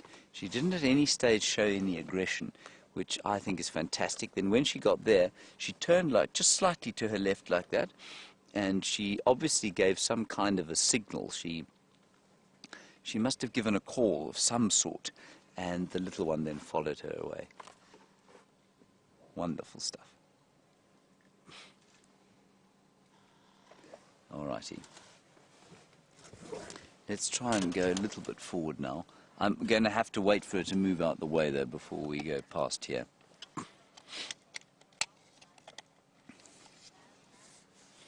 Oh, nice question from Aussie Gazman. Aussie Gazman, I'm not sure I've heard from you before. Aussie Gazman, you want to know if animals can be short or long-sighted? Can they be... I don't know for sure, but I'm going to say logically that I think it's unlikely that they are... as variably sighted as we are. And the reason for that, of course, is that they have, through selective breeding, those with bad eyes would probably have been bred out of the population. So if you're a human being and you've got bad eyes, certainly in this day and age it's not a problem for you. You just go to the optometrist and he gives you a set of glasses, and then you get on with life. And that means that the genes that provided you with your short sight or long sight will be perpetuated into the next generation. Now, if you were a Stone Age human being, that would have been unlikely the case, because your ability to hunt and forage and find things to eat for your family would have been compromised, and so your genes wouldn't have moved on into the population like they would have now. And so I think you'll find that there were far fewer myopic and long-sighted human beings during, say, the Stone Age. So if you look at something like an elephant, if an elephant was born with short sight and short blurry sight, and we know that many of us have that, you'll find that it would really struggle to survive and therefore struggle to leave offspring. And therefore, the chances of it, that sort of myopia and long-sightedness carrying on in the population would be that much reduced. So I'm going to say no. Yes, I'm sure there's a small variation. I don't think anything like the variation that there is in human beings' eyesight. Much the same as diseases like diabetes, type 1 diabetes, which is being perpetuated by modern medicine. Now, I say that in a kind of negative fashion.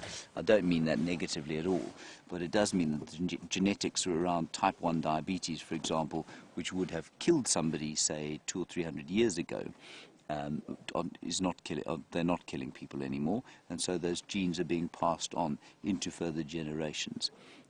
And I think it's much the same with something like myopia. Righty, I think we might leave these elephants and see what else we can see. Brent is on his way to those lions, I think, so let's go and find out how close he is to them.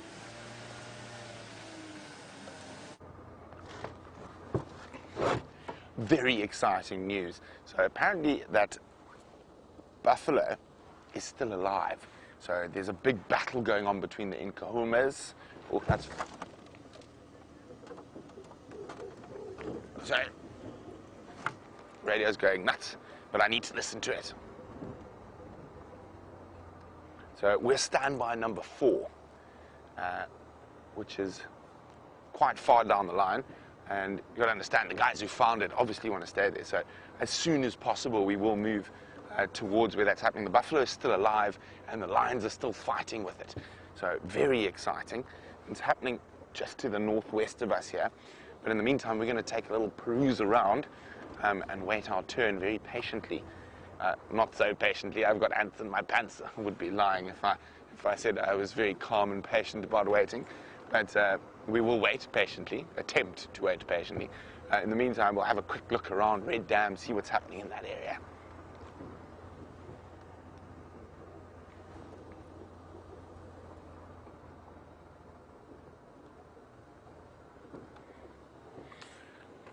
Well, hello, Mary Edwards. Mary Edwards is asking, are these the same people who did Safari Live on Nat Geo Wild during Father's Day weekend? It was us, Mary, guilty as charged. So we do it every day, strange enough. So not only on Father's Day weekend, but on WildSafariLive.com, we are here 6 hours a day, every day, 365 days a year. So, welcome, Mary.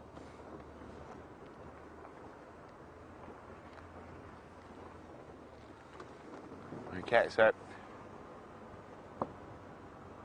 we might find something at the water here. I actually haven't been. This is the first time I've been on Arathusa since I got back from leave. And the fact that there are Egyptian geese jetting in at high speed means there's probably still water here. And they landed, so we'll go have a look at them. Oh, no, they're still flopping about. Here we go. An Egyptian goose. Another one is around. Oh, wow.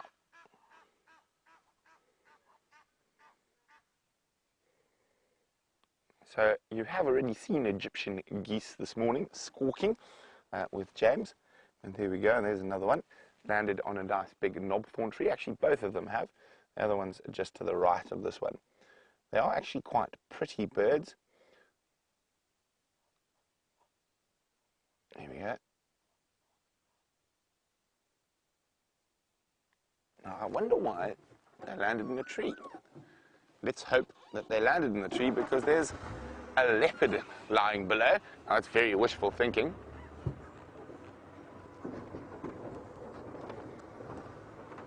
I haven't seen any tracks or sign of a big cat. There's a hippopotamus.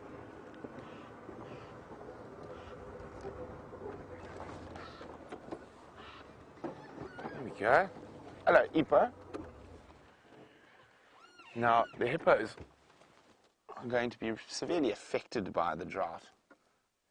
And any little bit of water they will utilize. So you probably find the reason this hippo is heading out of the water now is because it's not deep enough to cover his whole body. So he's been in here while it's been cool, and it is a male, and he's going to go find a shady spot in the river system behind to rest up for the day, where he can protect himself from the sun.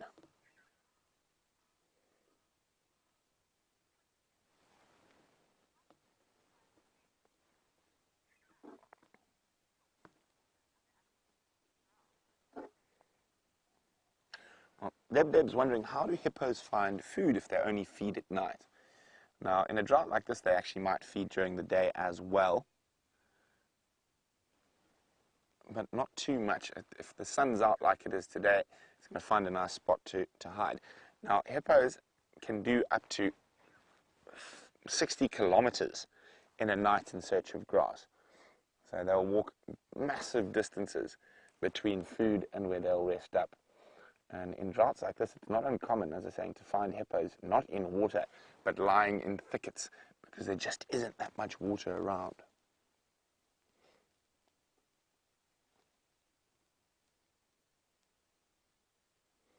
So he's heading down towards the river.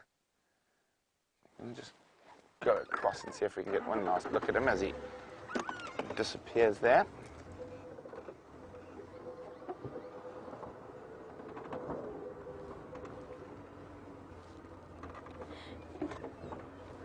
Just make sure there's nothing else at the water's edge.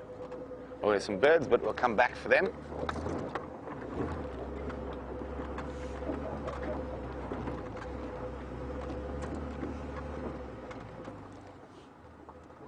Isn't that incredible? That massive animal. Oh, there he is. Let's just pop up here. There you go. So heading right down to the thickets there. You can see the bigger trees and the thick area behind him. And that's where he's going to go try find a nice thick spot to spend the day. Hi, Lucy, who's in South Bend, Indiana. Lucy would like to know, do hippos come into must like elephants do? They don't, Lucy. The females will come into estrus and then the males will mate with them, but the male hippos do not have a specific must period. I'm just going to edge forward ever so slightly, but I think he's going to disappear out of sight quite shortly.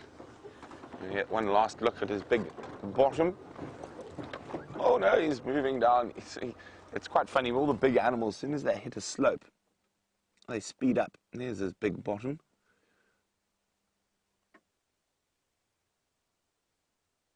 And off it goes. Let's go back to the waterhole. See what's happening there. And quite nice to see a hippo out the water.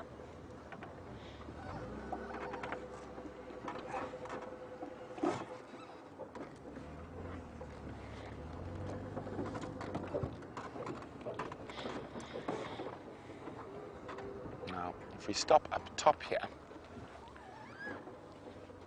and we can have a look at the sort of terrain that's around us.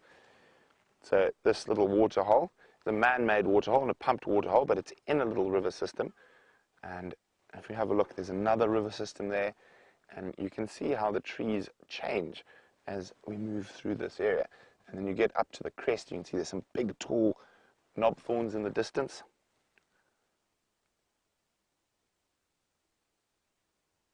And these little bits of water are going to become so important in this drought.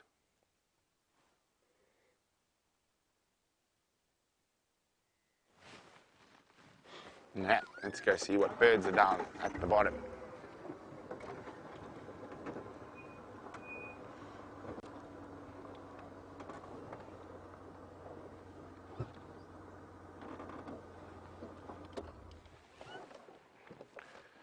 So, there we go. Looks like just some Cape turtle doves at the moment.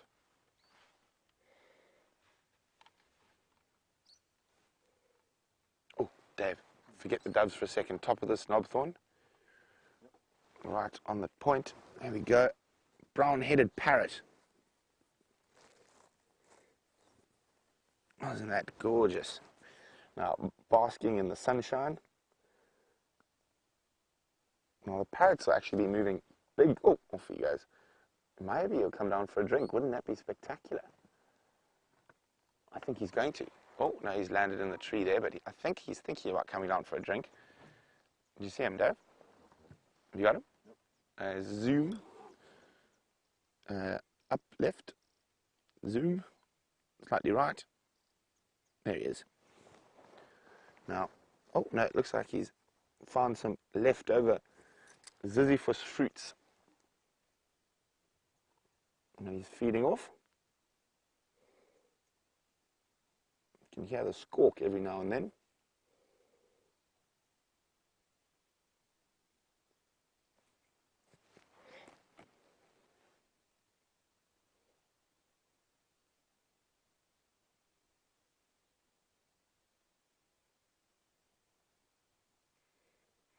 Oh, I just need to listen to the game drive radio. Sorry if I'm silent for a second.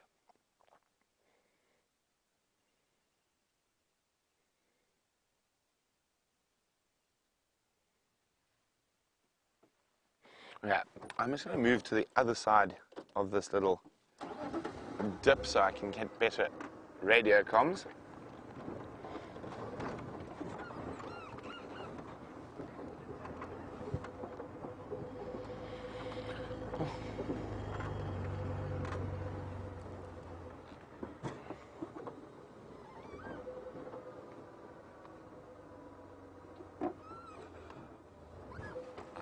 Actually, let's go the other way.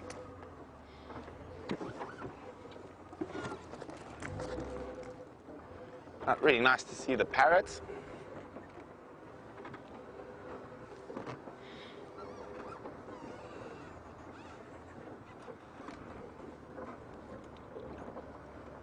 Hi, Debbie.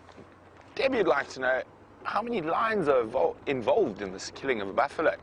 I said she was watching the sunset drive, and there were 3 with Jamie trying to catch buffalo. Debbie, I don't know. I'll find out as soon as we get there. It could be the same 3, it could be 4, it could even be 5. There might even be a male involved. Only time will tell.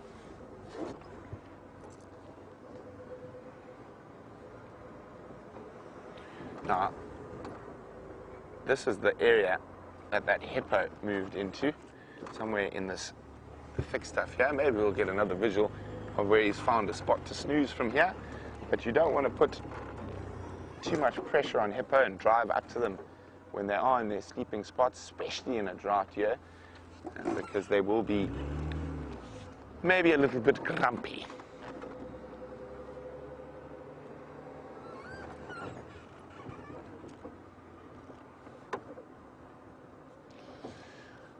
Now, morning, Angela. Angela would like to know, where do the hippos go when there's no water left? Well, Angela, they go into thickets in the little river systems like that, and that's where they'll stay to try and stay out of the sun. And you know, I've worked in areas in southern Tanzania when the river basically becomes a little trickle, and you actually find hippos all around in the bush, sleeping under lots of different bushes. Okay, I just need to be on the game drive comms for a second.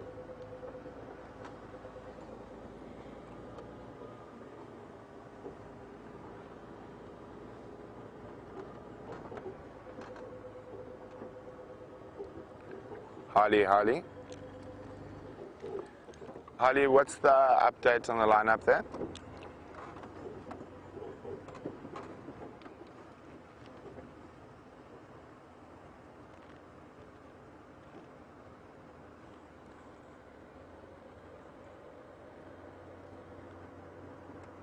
I copy, so confirm it's you, then me, then Andres.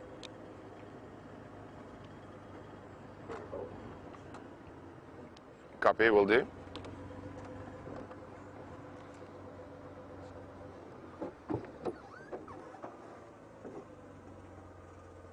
Oh.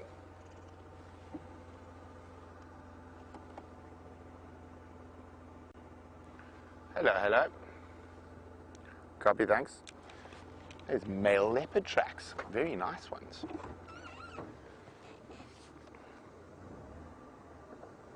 Look at that. Oh, you can see they're nice and fresh, probably from early this morning.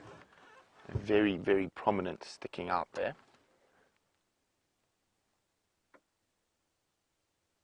Well, let's see where these leopard tracks go while we wait to go see what's happening with those lions.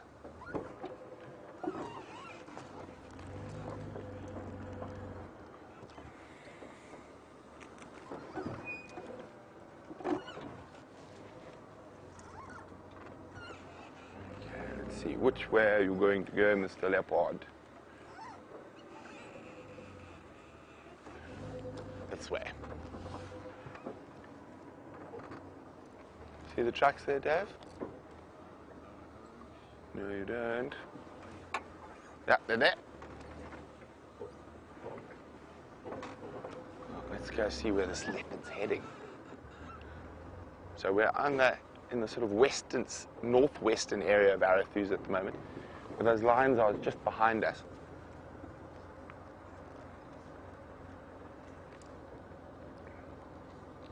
Yeah, the leopard tracks. Are those leopard tracks? Those don't look like leopard tracks. Those are hyena tracks.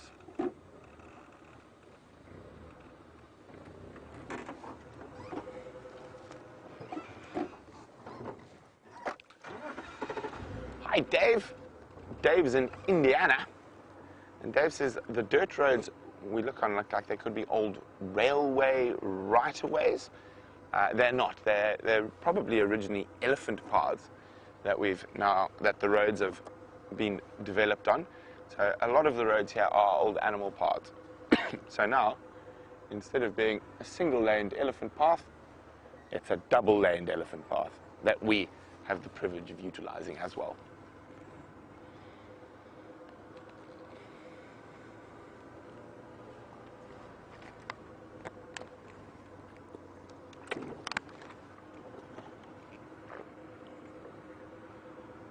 Look like those leopard tracks went off into this block here. So I'm just going very slowly and checking.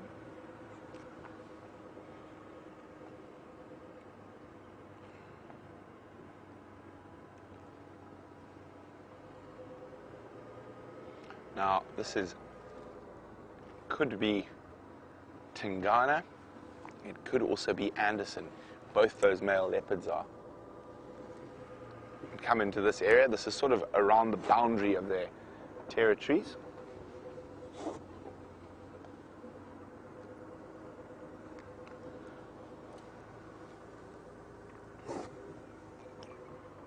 Now, Anna Marie is wondering about Mvula. He was actually seen this morning in Buffalo's Hook, but then he went into the Manyeleti. So he's all over the place at the moment. So he doesn't have a set territory. He just bombs around trying to avoid the other dominant males.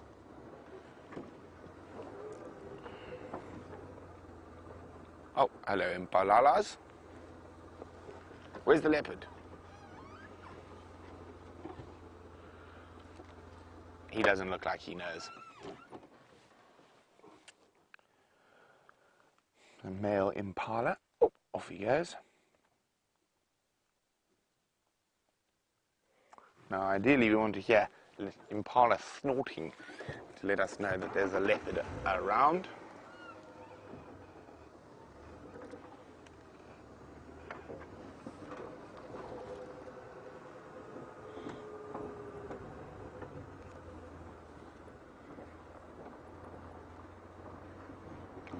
check carefully, see if those tracks come out here somewhere. If not, we're going to loop around again and start from the other side.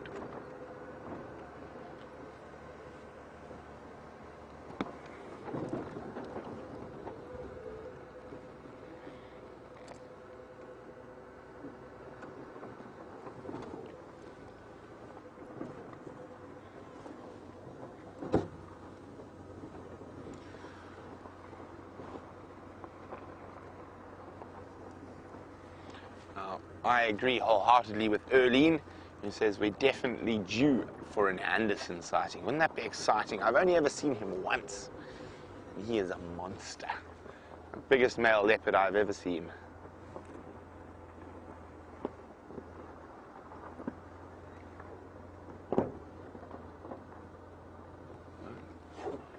No tracks coming out here yet. Maybe he ducked down back towards the Marikene Creek system.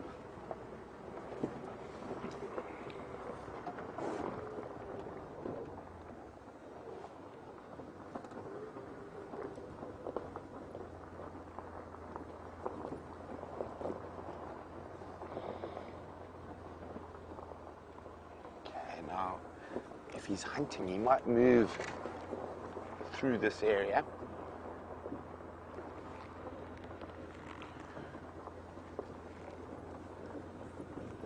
Just looking for that little dappled pattern, that exquisite rosette markings.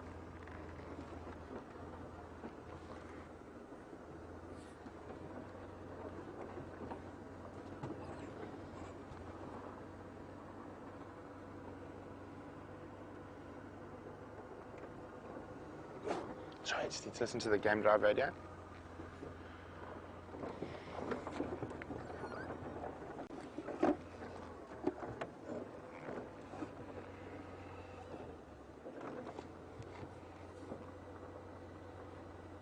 Just need to listen to this, sorry.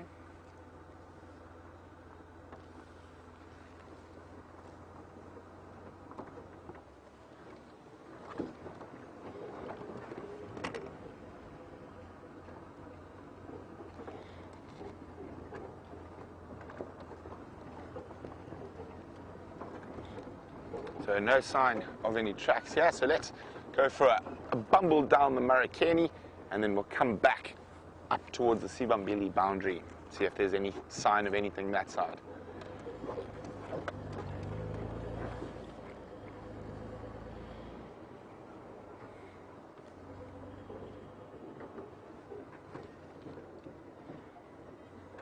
It's an absolutely exquisite part of Arethusa in this little river system.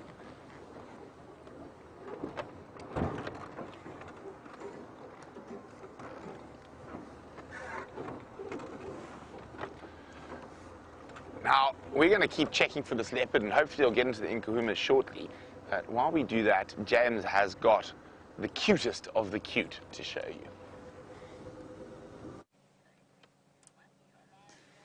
Now everybody, there are some very tiny little lion cubs in there, very small, very, very little. Just stand by, Mike, please. They are only, I don't know, probably about maybe 2 weeks, a week old, but they're too little for us to be in here for too long, everyone. Mum is not here. The mother was here, we'd look at them, but she isn't here. Look, they're tiny, tiny, tiny. Isn't that amazing? Completely look. So, everyone, I'm sorry, but we're not going to hang around here, just simply because we can't afford to attract any kind of predator here. We don't know if that's going to happen, but we don't want to disturb the area. They obviously won't be able to hear with vehicles driving in and out of the area. So let's just sit here for 1 more minute and marvel this unbelievable sighting of tiny little lions. I don't know where Mum is. She's probably part of the crew sitting on... They are so sweet, aren't they wonderful? She's probably part of that crew sitting on Arethusa now. You see their ears aren't even standing up yet. Too sweet for words. And you can imagine how vulnerable they are here, everyone. No mum to protect them. I mean, they'd have no chance. If a hyena or leopard came along here, no chance at all. And that's why they'll be completely silent.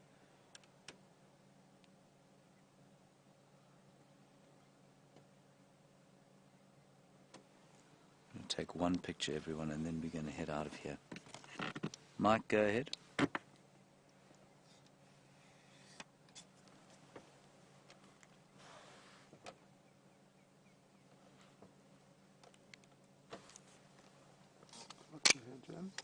Sorry.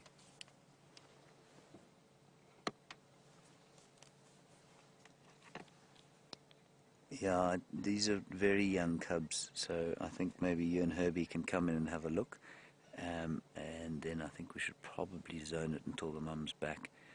They're very small, and definitely only one vehicle at a time, so whoever's closer between you and Herbert.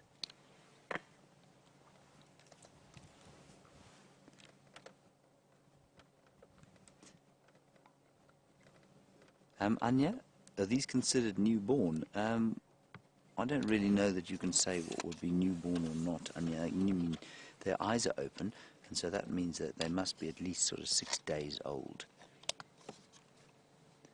But they don't look like they've been open for long, do they? Okay, everyone, I'm afraid that's going to be it. Wonderful, wonderful sighting of little lions. But I'm afraid we can't hang around here without the mum here. It's just amazing. And you know, if we were on our own here and there weren't lots of others around who want to have a look, and then we'd probably sit here. I don't think it would do any harm, but we don't want vehicles coming in and out of the area, and so we can't really afford, it wouldn't be fair for us to just sit here. Amazing.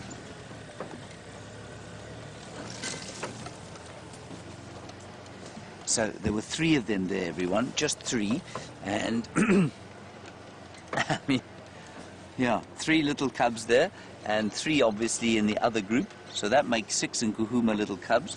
And remember, we saw 2 when we saw them at the dam the other day, the whole pride. We saw at least 2 of them lactating. That's why. Oof, I'm about to be stabbed in the eye by Wendy, obviously because I've been so nasty to her, or about her. And so that's, yeah, we've got 6 little cubs around. Isn't that great? And with any luck, they'll be spending a lot of time here and not too much time on Buffelshoek, which is very close to where we are now. This is marvellous, marvellous thing to see early in the morning.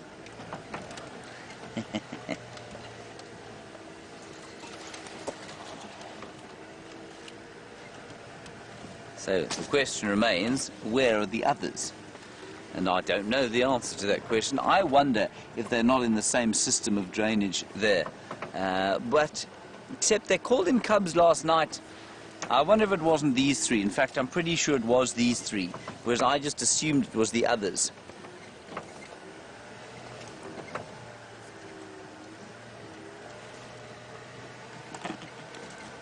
I'm just going to call Mike in. Mike, make your way in there. You'll see where the tracks go.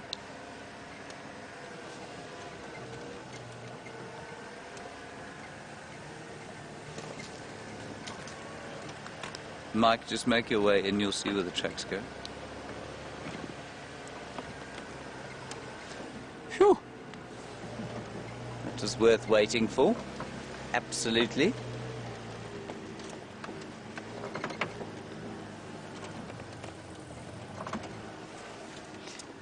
Anna-Marie, you say if we walked over there and picked one of them up, which I must say is very tempting indeed, would we leave our scent on them, and would the mother get upset? We'd unquestionably leave our scent on them. Would she get upset? I think she'd be deeply confused if she got back and her lion cubs smelt like human beings. But Would she reject them? No, I don't think she'd reject them at all. But certainly she wouldn't be that pleased with seeing us or smelling us. If she came and saw you picking her cubs up, then you would be in all kinds of very unpleasant trouble. Yes, a charging lioness is the last thing you want to see. And as I've said to you before, I had a girlfriend like that. It's not very pleasant at all.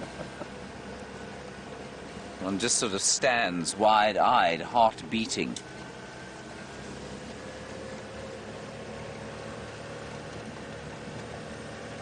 Right, let's see what else we can find. I think we're going to head back towards the hyena den now. Unless we go, we're not. We're going to go down towards the south, roundabout where Brent had those female leopard tracks. We might bump her popping out onto the road with her little cubs. That would be a good way to sort of complete our morning. But there's a very nice kudu there, very well hidden.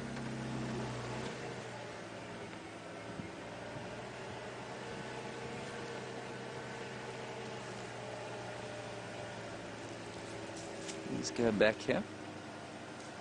You see it there, Gendry.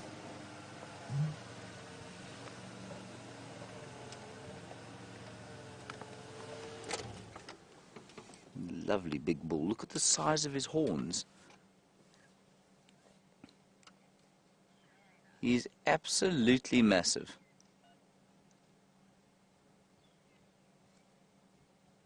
Massive, massive kudu bull.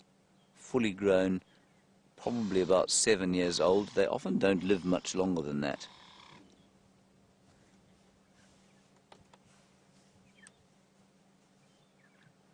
Beautiful.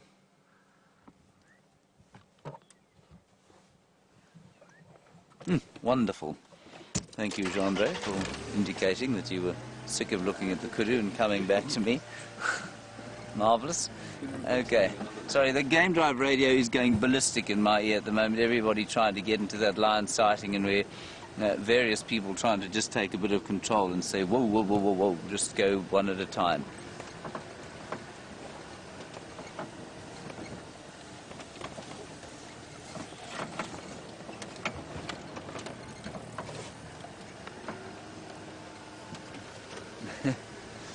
Aussie Gazman, you're worried about this drought, and you say you hate to think of the day when you come on drive and there are no animals to see. That would indeed be a sad and sorry state of affairs, Aussie Gazman. I think you'll find it's an unlikely scenario, and I think it's an unlikely scenario because the predators are going to have an absolute field day at them as the drought wears on, because it's largely the herbivores that are going to struggle. And they're going to struggle because it's them that are going to run out of food first. Only if we have a drought, I think, that is, say, 2 or 3 years in extent, would we have a situation where we'd have all the predators starting to die off as well. So yes, it's going to get harsh, the landscape, certainly as we go towards the... I'm just looking at the tracks here. It's going to get harsh as we go towards the very end of the dry season. There may even be some die-off of animals. I'm not sure around this area.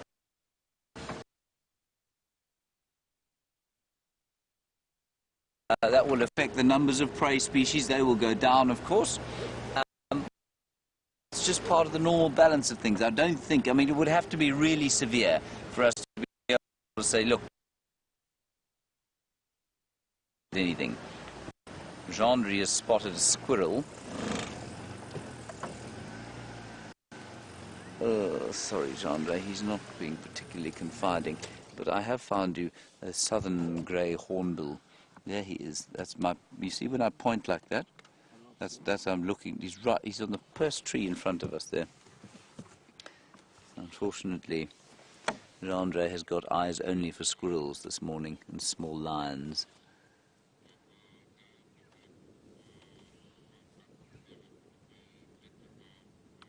Beautiful.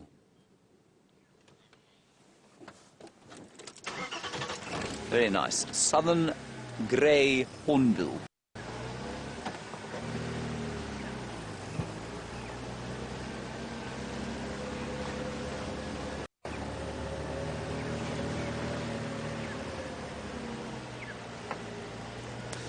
So a number of you are confused about that sighting, there being no mother there, and how could we go in?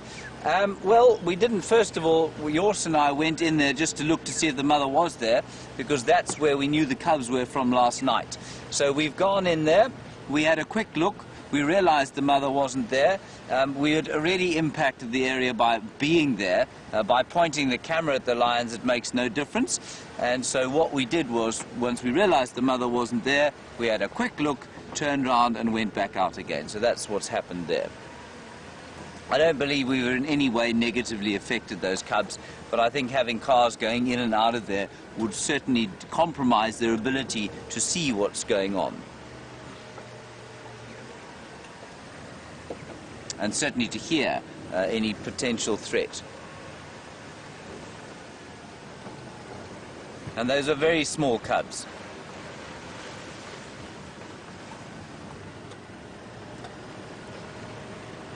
And as from is now towards the afternoon, and so someone will go in there and check this afternoon and see if she has come back. All right, let's go back to Brent to get an update from him. Our signal ain't so great here.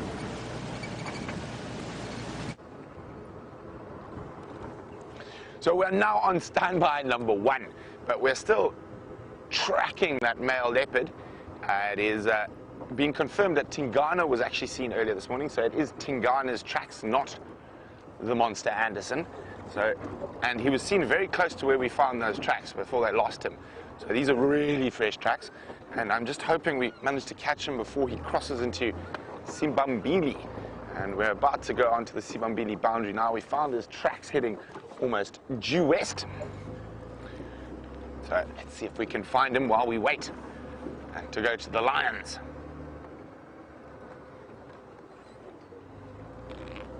Now I wonder if the mom of those little cubs is there.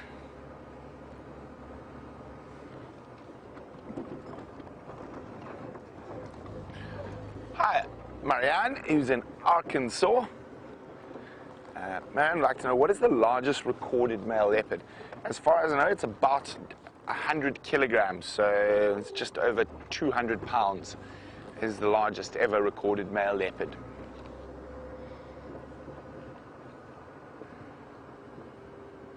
But any leopard over 85 is considered to be very big. Okay.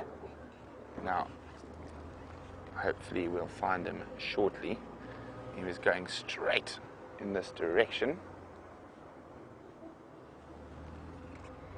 Some lovely big termite mounds, and Tingana loves to sit on top of termite mounds.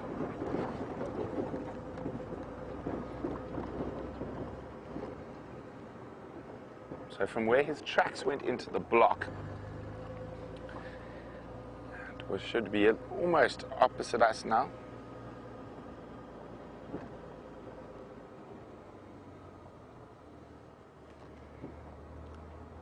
Okay, so I'm going to check very carefully all the tops of termite mounds. Even in the shade, he might have stopped for a rest.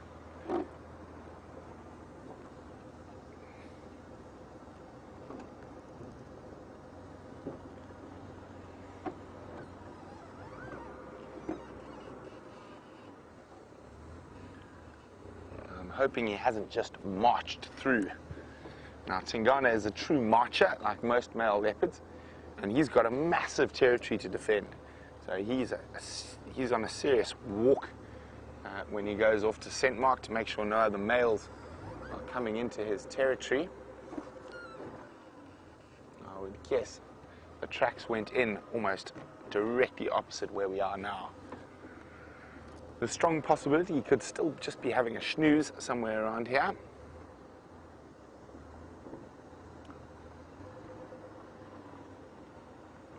Okay.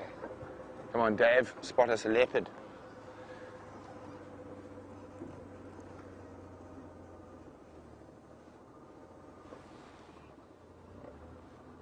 Oh, look at that. Marshall, looks like a Marshall eagle. Or is it? I can't see clearly. Let's wait for the zoom. It's not. It's a, is it? A leopard. Is it no, I can't really see. It's a vulture. Let me just have a quick look now. And it is the rarest vulture species we get in this area. It is a white-headed vulture. And it's got a very full crop, but I think it might have possibly spotted those Nkuhumas with the buffalo. Look, a quick look down. That's the rarest vulture species we get in this area, the white-headed vulture. And I think there's only, if I remember my facts correctly, I could be a bit rusty on it, but there's only 16 breeding pairs in the whole Greater Kruger.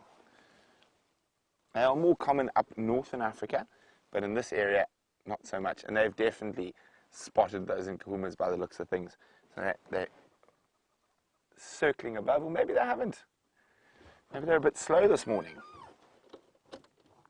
But let's keep checking for Mr. Tingana.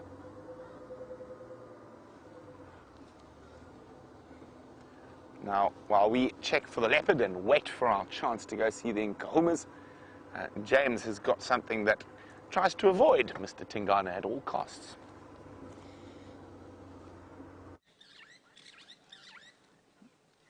I'm not sure what the Tingana reference is all about, but hopefully he'll pop out and devour one of these things as we sit here.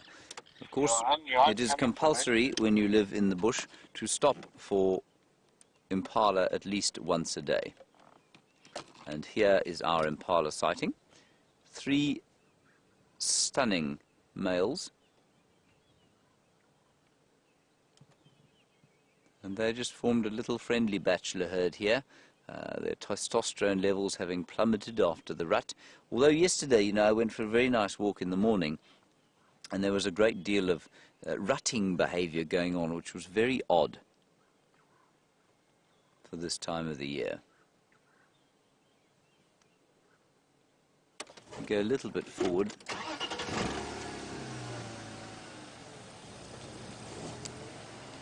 And the big thing, of course, is to check what is their condition like. How do they look? Do they look like they're struggling at all with the drought? Or do they look like they're okay? These 2 have disappeared, all 3 have disappeared now into the drainage. But you say, I'd say they're doing fine, you know. I don't think that they're looking too rough at the moment. Justin, you want to know what percentage of animals die off during a major drought. Justin, it's almost impossible to say. What are we looking at there? A monkey. They're a bit far. Okay, never mind, everyone.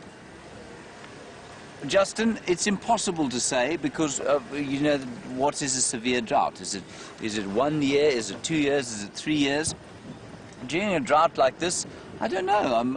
I think it's quite difficult to say. I think you might have, say, in the hippo population, you'd have quite a severe die-off. If left unchecked, I suspect you'd probably have a die-off as bad as maybe 20% of hippo in the Kruger National Park, which is a huge number of hippopotamus. I know lots of them have died, maybe not that many, say 10%. Buffalo, maybe sort of around 5%. So the water-dependent animals like buffalo and impala and zebra, well, they're going to have a much larger die-off than the others. But then animals like eland and steenbok and kudu, which aren't so water dependent, I think you'll probably have maybe 1 or 2% will die off as a result of this particular drought. If it continues for another year, well, that's obvious, it'll go much higher than that.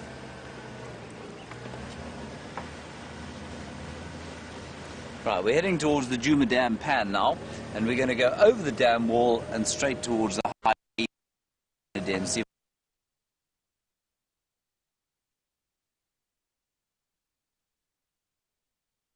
Mary, they wag their tails, we think. Oh, man.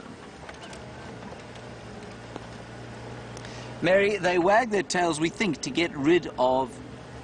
Hello? Right, sorry, I was just arrested slightly by that technical glitch.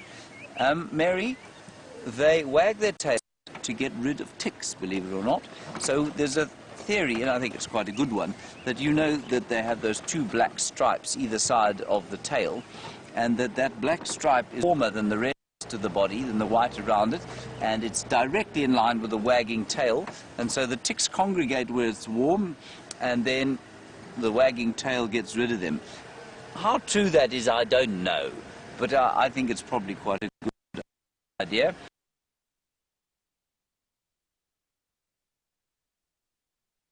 The fact that they're not long tails like, say, a zebra or a wildebeest or a giraffe tail, which flick round and get rid of the flies, I think lends credence to the fact that they could well be getting rid of ticks.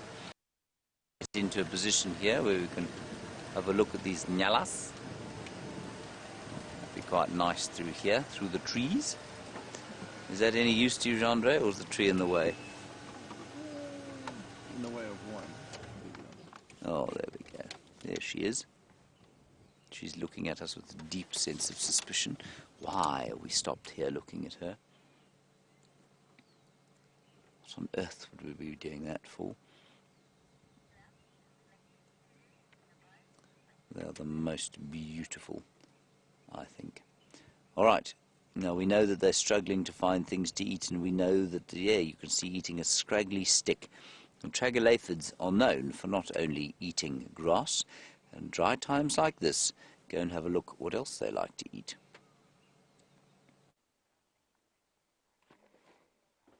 Here we have a young male kudu chewing on what looks to be a buffalo rib bone. Now, with the drought at the moment, oops, sorry, I just need to turn down that radio. It's very loud. There we go. So it's chewing off what looks to be a buffalo rib bone, and that's for calcium. Now, it's not uncommon to find antelope or giraffe eating the bones of long dead, even antelope of their own species. So they're obviously feeling the need for calcium, and specifically during the drought, they're probably going to feel the need a bit more. Now, you can see, there we go, you can see that the bone a little bit more clearly now. I'm munching away on that buffalo rib. Oh, off he goes. No, not quite yet. I'm definitely not ready to drop his bone. And normally you say it's a dog with a bone, not a kudu. Now the good news is we are now standby number 1. So we are the next vehicle in, and we are quite close to that area.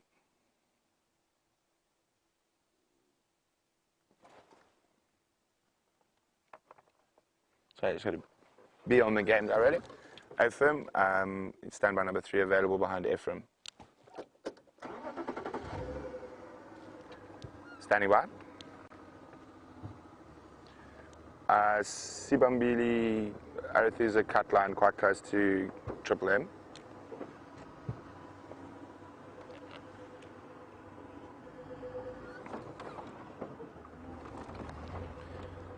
Copy, thanks very much. Yay! We're going to the Lions! It has been quite a wait. Now, I think I've been quite well-behaved and patient, but I literally have had ants in my pants the whole time.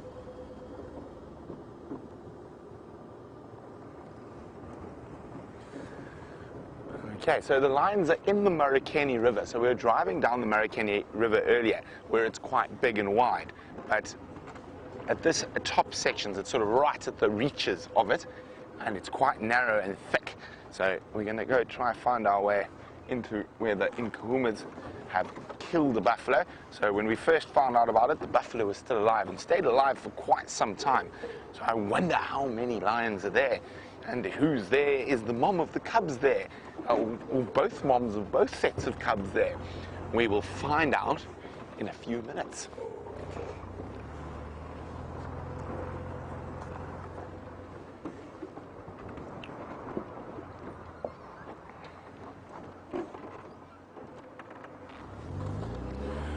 Hoppa.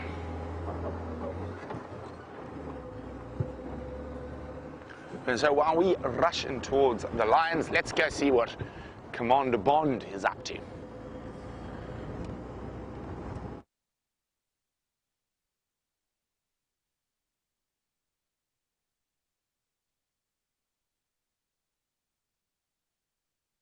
Everybody, sorry about that. I managed to pull my piece out, but it's back now, and we're heading towards quarantine clearings. Finally, Brent is managing to get into that lion sighting, and of course that's not an aspersion on Brent at all, but today of murdering a buffalo. Obviously very difficult to drive in there with your guests, find 3 lionesses killing a buffalo, and then convince them that it's a good idea that you have to leave to let somebody else into the sighting. So I'm not vaguely surprised that Brent's taken that long to get in there. At least we're one of the last in, so I don't think that there probably won't be anybody behind Brent. He might be able to stay there for the rest of the drive, but who knows? Certainly a very popular sighting. Nothing too much going up on here. Quarantine clear. There's a squirrel genre. Quickly get it. Oh, it's gone already. No, there's another one. Squirrels everywhere, everyone. Where are you? There, you're looking at it, middle of your screen. It's bottom. There, it moved. Well done. Ah, stunning sighting. Squirrels there. Justin, you say, what is the most difficult animal to track? Well, Justin, out here, of the animals we do bother to track out here, it must be a leopard. A leopard is difficult to track because it is light. It does not leave much of a mark as it walks along, and they can be very secretive. And then also, when they are hunting, they don't walk in a straight line. So they can walk across an area like this, turn around, come back, and then go crisscrossing over its own tracks, much like that lioness did today when I finally found her tracks heading off towards this way, the 3 or 4 of them. So it would definitely be a lion. But, I mean, if you were to try and track a squirrel, for example, that would be extremely difficult. If you were to try and track a dwarf mongoose, it would be difficult. And I did hear an amazing story of a tracker here having an argument with another tracker over the identification of a porcupine track. And in order to, one of them said it's a monkey track, and the other said, no, it's a porcupine track. And they said, well, how are we going to sort this out? And they said, well, we're just going to track it, obviously. And so they backtracked it back to its den, and it did turn out to be a porcupine track, and that's how they managed to do it. Now, tracking a porcupine is well beyond my ability, certainly, and beyond the ability of most trackers that I've ever known. So I suppose a porcupine would be quite difficult to track. Basically, I mean, the rule is the lighter it is, and the more soft its feet are, the more difficult it's going to be to track. You'll find the bushmen around the Kalahari, the sand bushmen, they'll track kudu for miles and miles and miles, which is absolutely astounding. And we've got some dwarf mongoose here. Ooh, a whole little troop of them there sitting on their den, all their little burrows.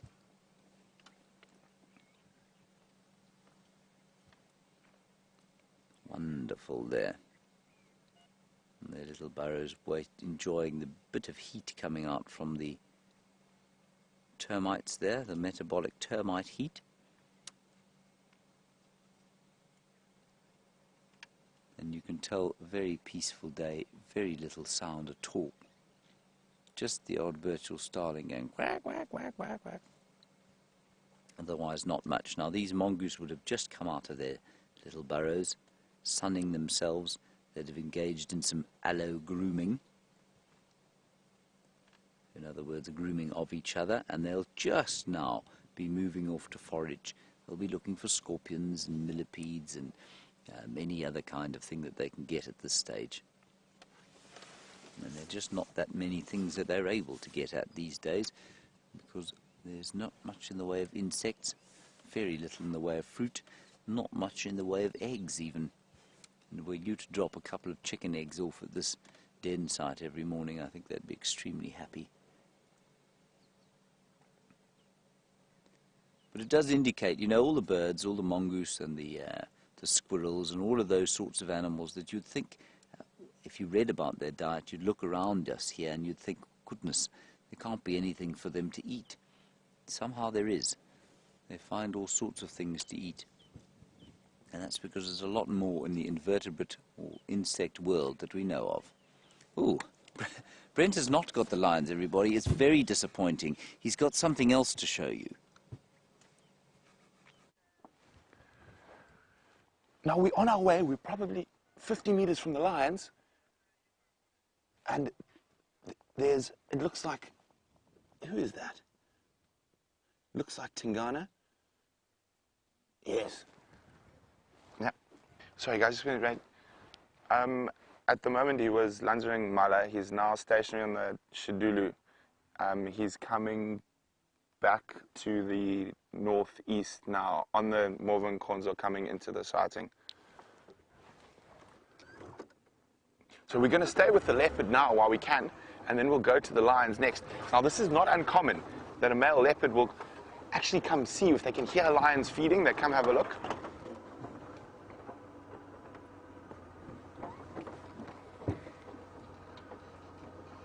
Look at that. Isn't that spectacular? You can hear the impala snorting at him. I just got to... Neil, he's heading back towards parallel, exactly where I last saw you.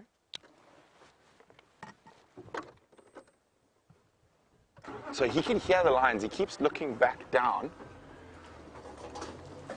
So we're going to stay with him. We will go to the lions now. Oh, Dave, watch the thorns on your bottom. Okay, I can just make him out through the thickets.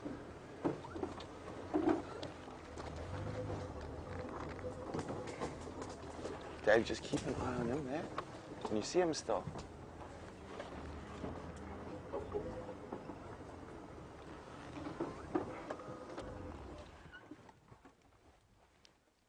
Yeah, he is heading, he just went through the thicket. If you come a little bit further to the west, you should get his visual.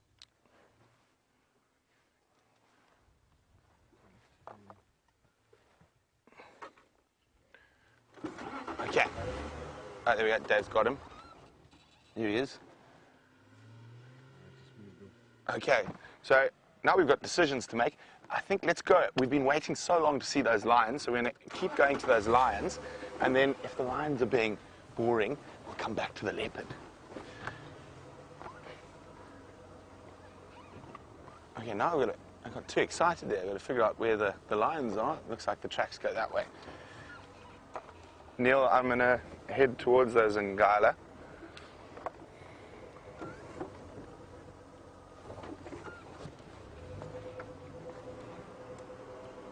Okay. Wow, wasn't that exciting? I mean, it's always no. We've got a lion on the brain. Literally, all we can think about is lions, and then a leopard right in front of us. Okay, now we're going to follow the vehicle tracks. Much easier than tracking a leopard. So I'm pretty sure where we were following his tracks earlier was not far from here at all. Okay, let's see. Can you see car tracks going this way?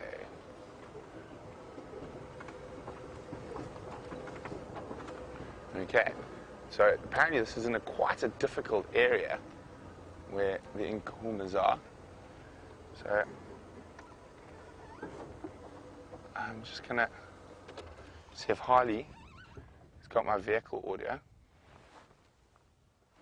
No, let's go that way.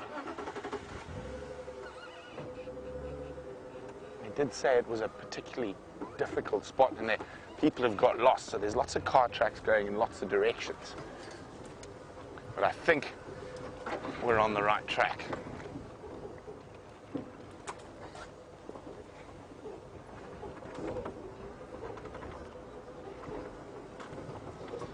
I can actually smell buffalo stomach content at the moment, so I know we're getting close, and also I can see, let me just get over this here quickly, Harley. So while I try get in there, let's go across to James.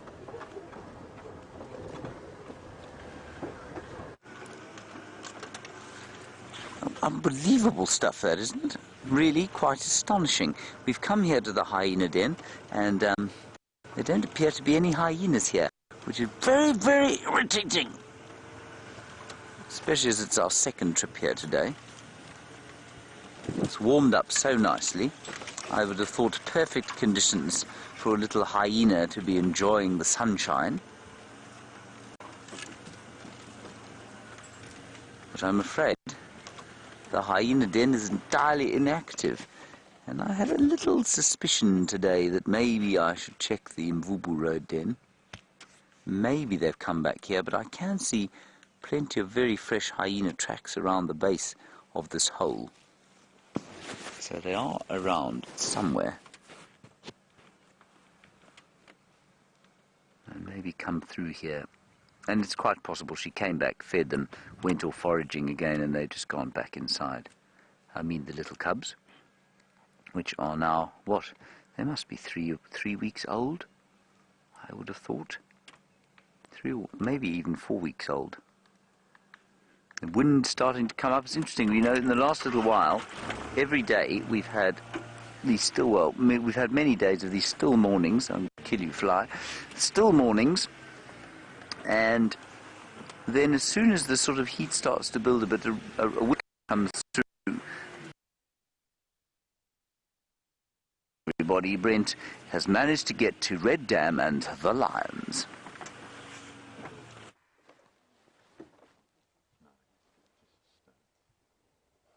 So I'm not sure if we're live. We can't actually hear final control. So final control, just give me a click if we're live. Just hold it down for 2 seconds. We're right in the bottom of a drainage line, so the radio signal is not very good. So hold down the radio and count to 5 if we're live.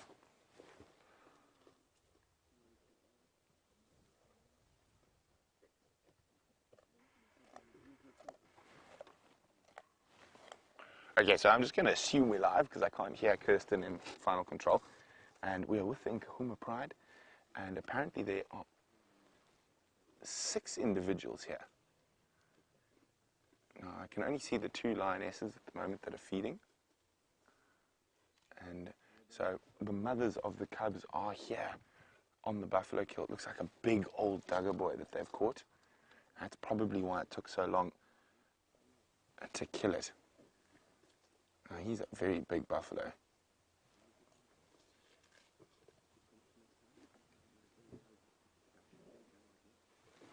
So I'm trying to see that others are sleeping in the back. I can just see the remnant or a belly in the distance.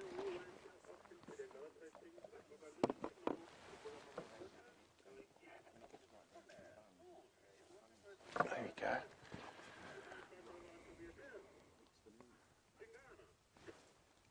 Okay, it sounds like Tingana is actually getting close to going to Djuma as well. So I'll try to call James in a second. Look at that, look at that. Lipstick, lion and lipstick.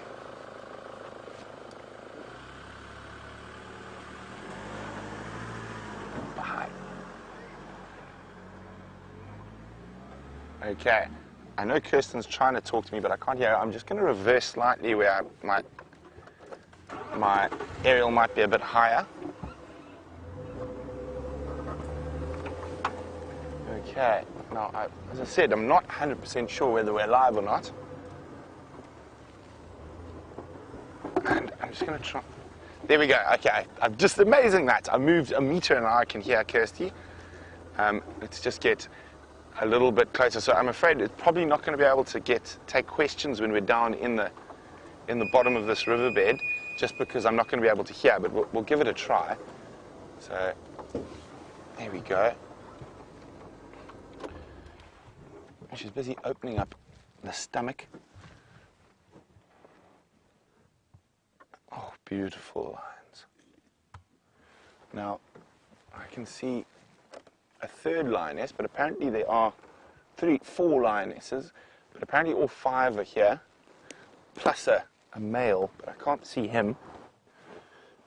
And he must be quite full if he's not dominating the carcass. So they're the ones lying up in the shade behind. Now, nice big buffalo bull, old buffalo bull, probably 12, 13 years old, and maybe suffering a little bit from the drought. And it is a massive feat for these lionesses to be able to take down an animal of this size. Now, we have seen them do it live, but it took quite a long time to kill this particular buffalo. Apparently, he was alive for a good half an hour or 14 minutes while they were trying to kill him.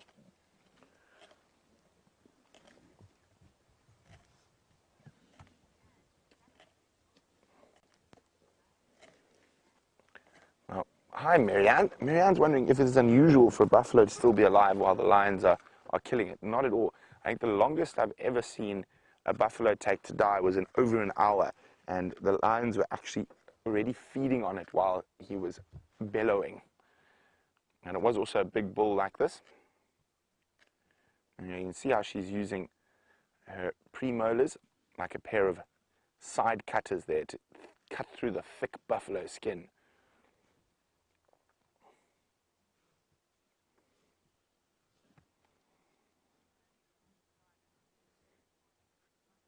So I'm just going to,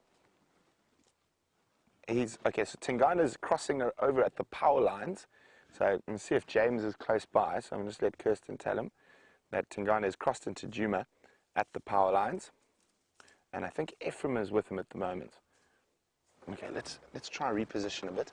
I think I've got a plan where we can have good comms and a good view.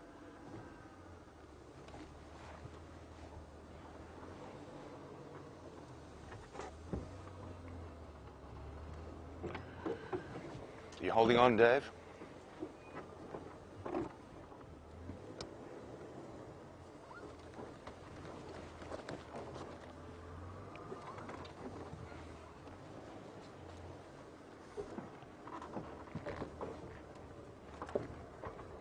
Ooh, we don't want to get stuck next to a lion now, do we?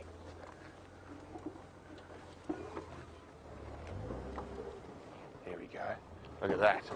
Whoopsie, sorry, Gilly. Right above her. Isn't that spectacular? So we're right above her on a little ridge.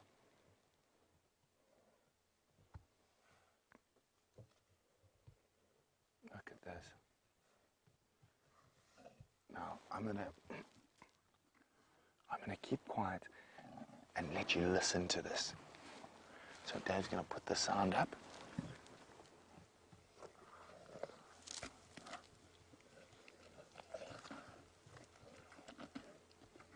Isn't that incredible?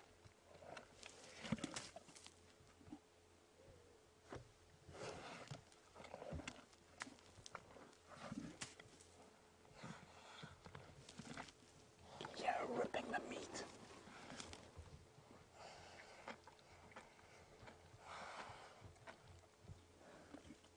Look at this, isn't this amazing?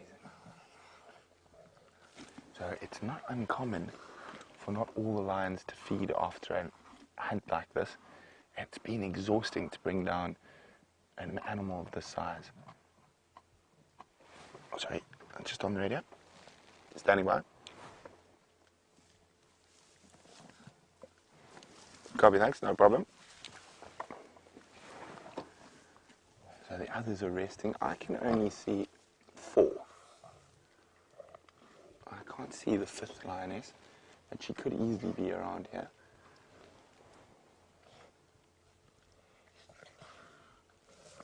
Now, for the Nkuhuma's sake, let's hope the Birmingham boys don't find this. And I'm surprised that white-headed vulture we saw earlier didn't spot this.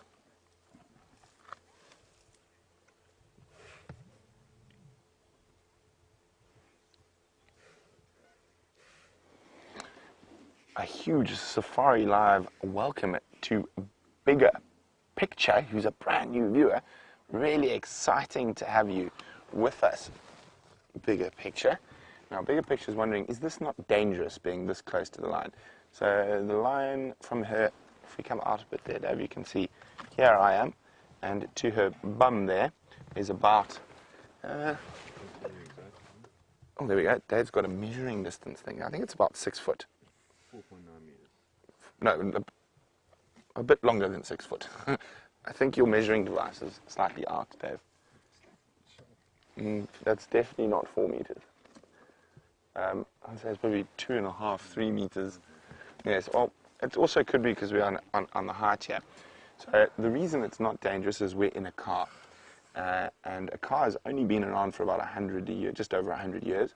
So they don't have an instinctive response to vehicles, and they also don't smell like anything they know. So it doesn't smell like any potential danger. It smells like gasoline and oil and hydraulic fluids and stuff like that. And that overpowers most other smells. And lions don't see in detail like we do. So they probably don't know there's a person on the vehicle. It's just this thing that follows them around that is not worth chasing or eating. Now, these lions have grown up with safari vehicles around. Look at that, her head's right inside.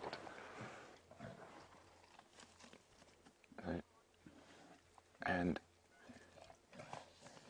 if you drive carefully and respectfully around them, they enable you to get incredibly close like this.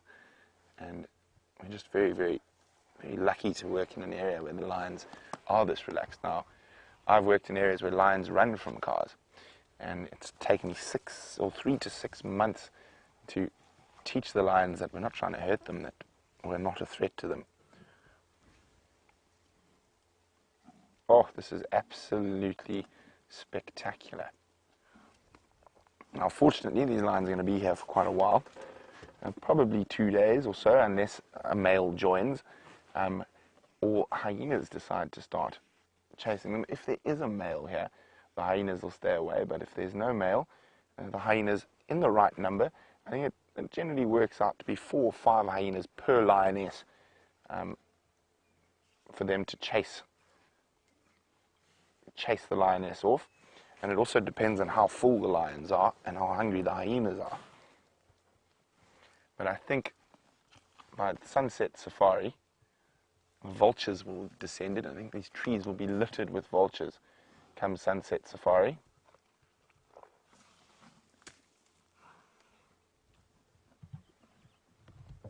They've walked quite a long way from where they were last night.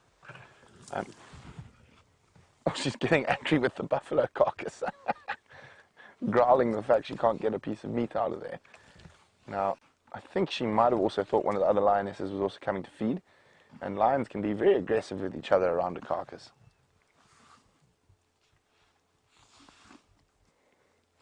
Now you can actually see there, that is the hip, the pelvis. You can actually see the bone there. And then through that hole there, you can actually see one of the 4 stomachs. And I'll try to avoid popping that as much as possible, but eventually it will. Now, Cecilia, who's in the UK, is wondering, did any of these lions get injured while taking down this buffalo? Cecilia, it's very difficult for us to tell at the moment. We've only seen one really get up and walk, and she looked fine. The others are lying down in the shade, so impossible for us to tell just yet. I'm sure we will be spending quite a bit more time with them at this buffalo carcass, so we'll be able to see. Now, I've actually seen this buffalo bull before. Now, if we go to his horn there, Dave, there's a very distinct break on the tip of his horn. So I've actually seen this buffalo before, and I recognize that horn shape.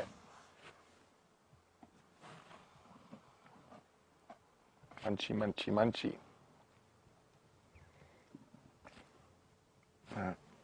You can still see there's lots of flies around, and those flies were probably on the buffalo. Oh, are you full as well now? Oh, look at that belly. This is one of the moms. I can see suckle marks on her nipples, so that's probably why she's gluttoning so much. Okay, we're going to move down now so we can see them. Because she's going to have to return to the cubs at some stage. And as the crow flies, I'd say where the den is probably a good 4 kilometers or so.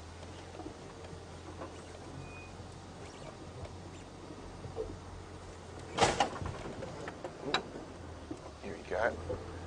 So I can see 1, 2, 3, 4, 5. Okay, I can see all 5 lionesses. Oh, next one's taking her chance.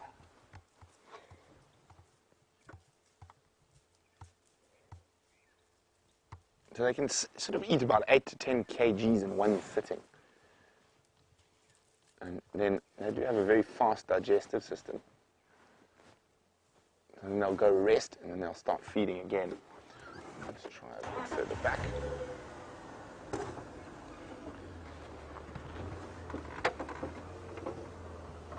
How's that, Dad? Okay, here we go.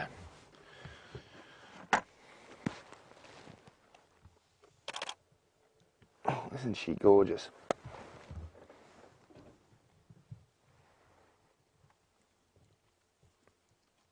Now the reason they're not all feeding together, as I said, you'll probably find some of them have exerted a lot of energy in the takedown of that buffalo.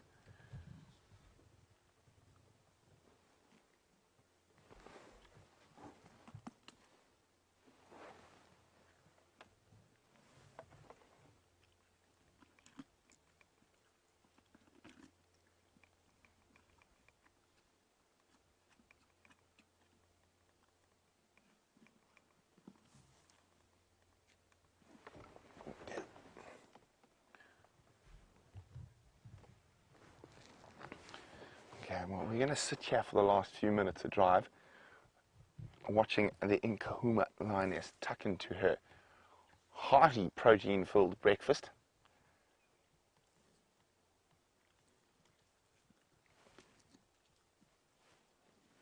Isn't that incredible that Tingana came to have a look? Now, I've seen this happen in lots of occasions where the leopard will actually hear a lion feeding or hear the takedown and will come investigate and just have a quick look from sometimes quite close by. And it is amazing that they just like to know what's going on. Now, while that lion's munching there, Dave, just come out a little bit, and we were talking about, we saw that hippo earlier, and this looks like one of the shady spots the hippo has used in the past to spend the day. There's a big pile of hippo dung there.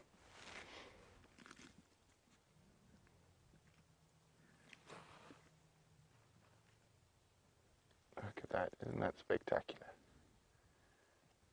They actually haven't fed much at all. Just really the rump that's been opened. The lioness has taken time opening the stomach. You can see how thick a buffalo's skin is there. And the belly skin is going to be a little bit thinner than the rest, and it's still a good centimetre or so thick, or even 2 centimetres looking at that. And I'm sure by the time we come back on the sunset safari, I think this is going to be a very different scene. I think that buffalo will have been quite a lot more feeding, and it will be quite a lot more open. Now you can see how fresh the kill is by the fact when she pulls, rigor mortis hasn't set in, and there's still quite a lot of movement in the legs. Now we're about to end the sunrise, not sunset safari, but we will be back here definitely on the sunset safari. Very exciting, nice to have the Nkuhumas with a nice big kill. Good for the moms who've got those cubs, keep up their protein intake to keep the milk flowing for those little bundles of joy. But from Dangerous Dave the Dish, Jean-Ray, James, myself, and the rest of the Safari Live crew, we'll see you in a couple of hours.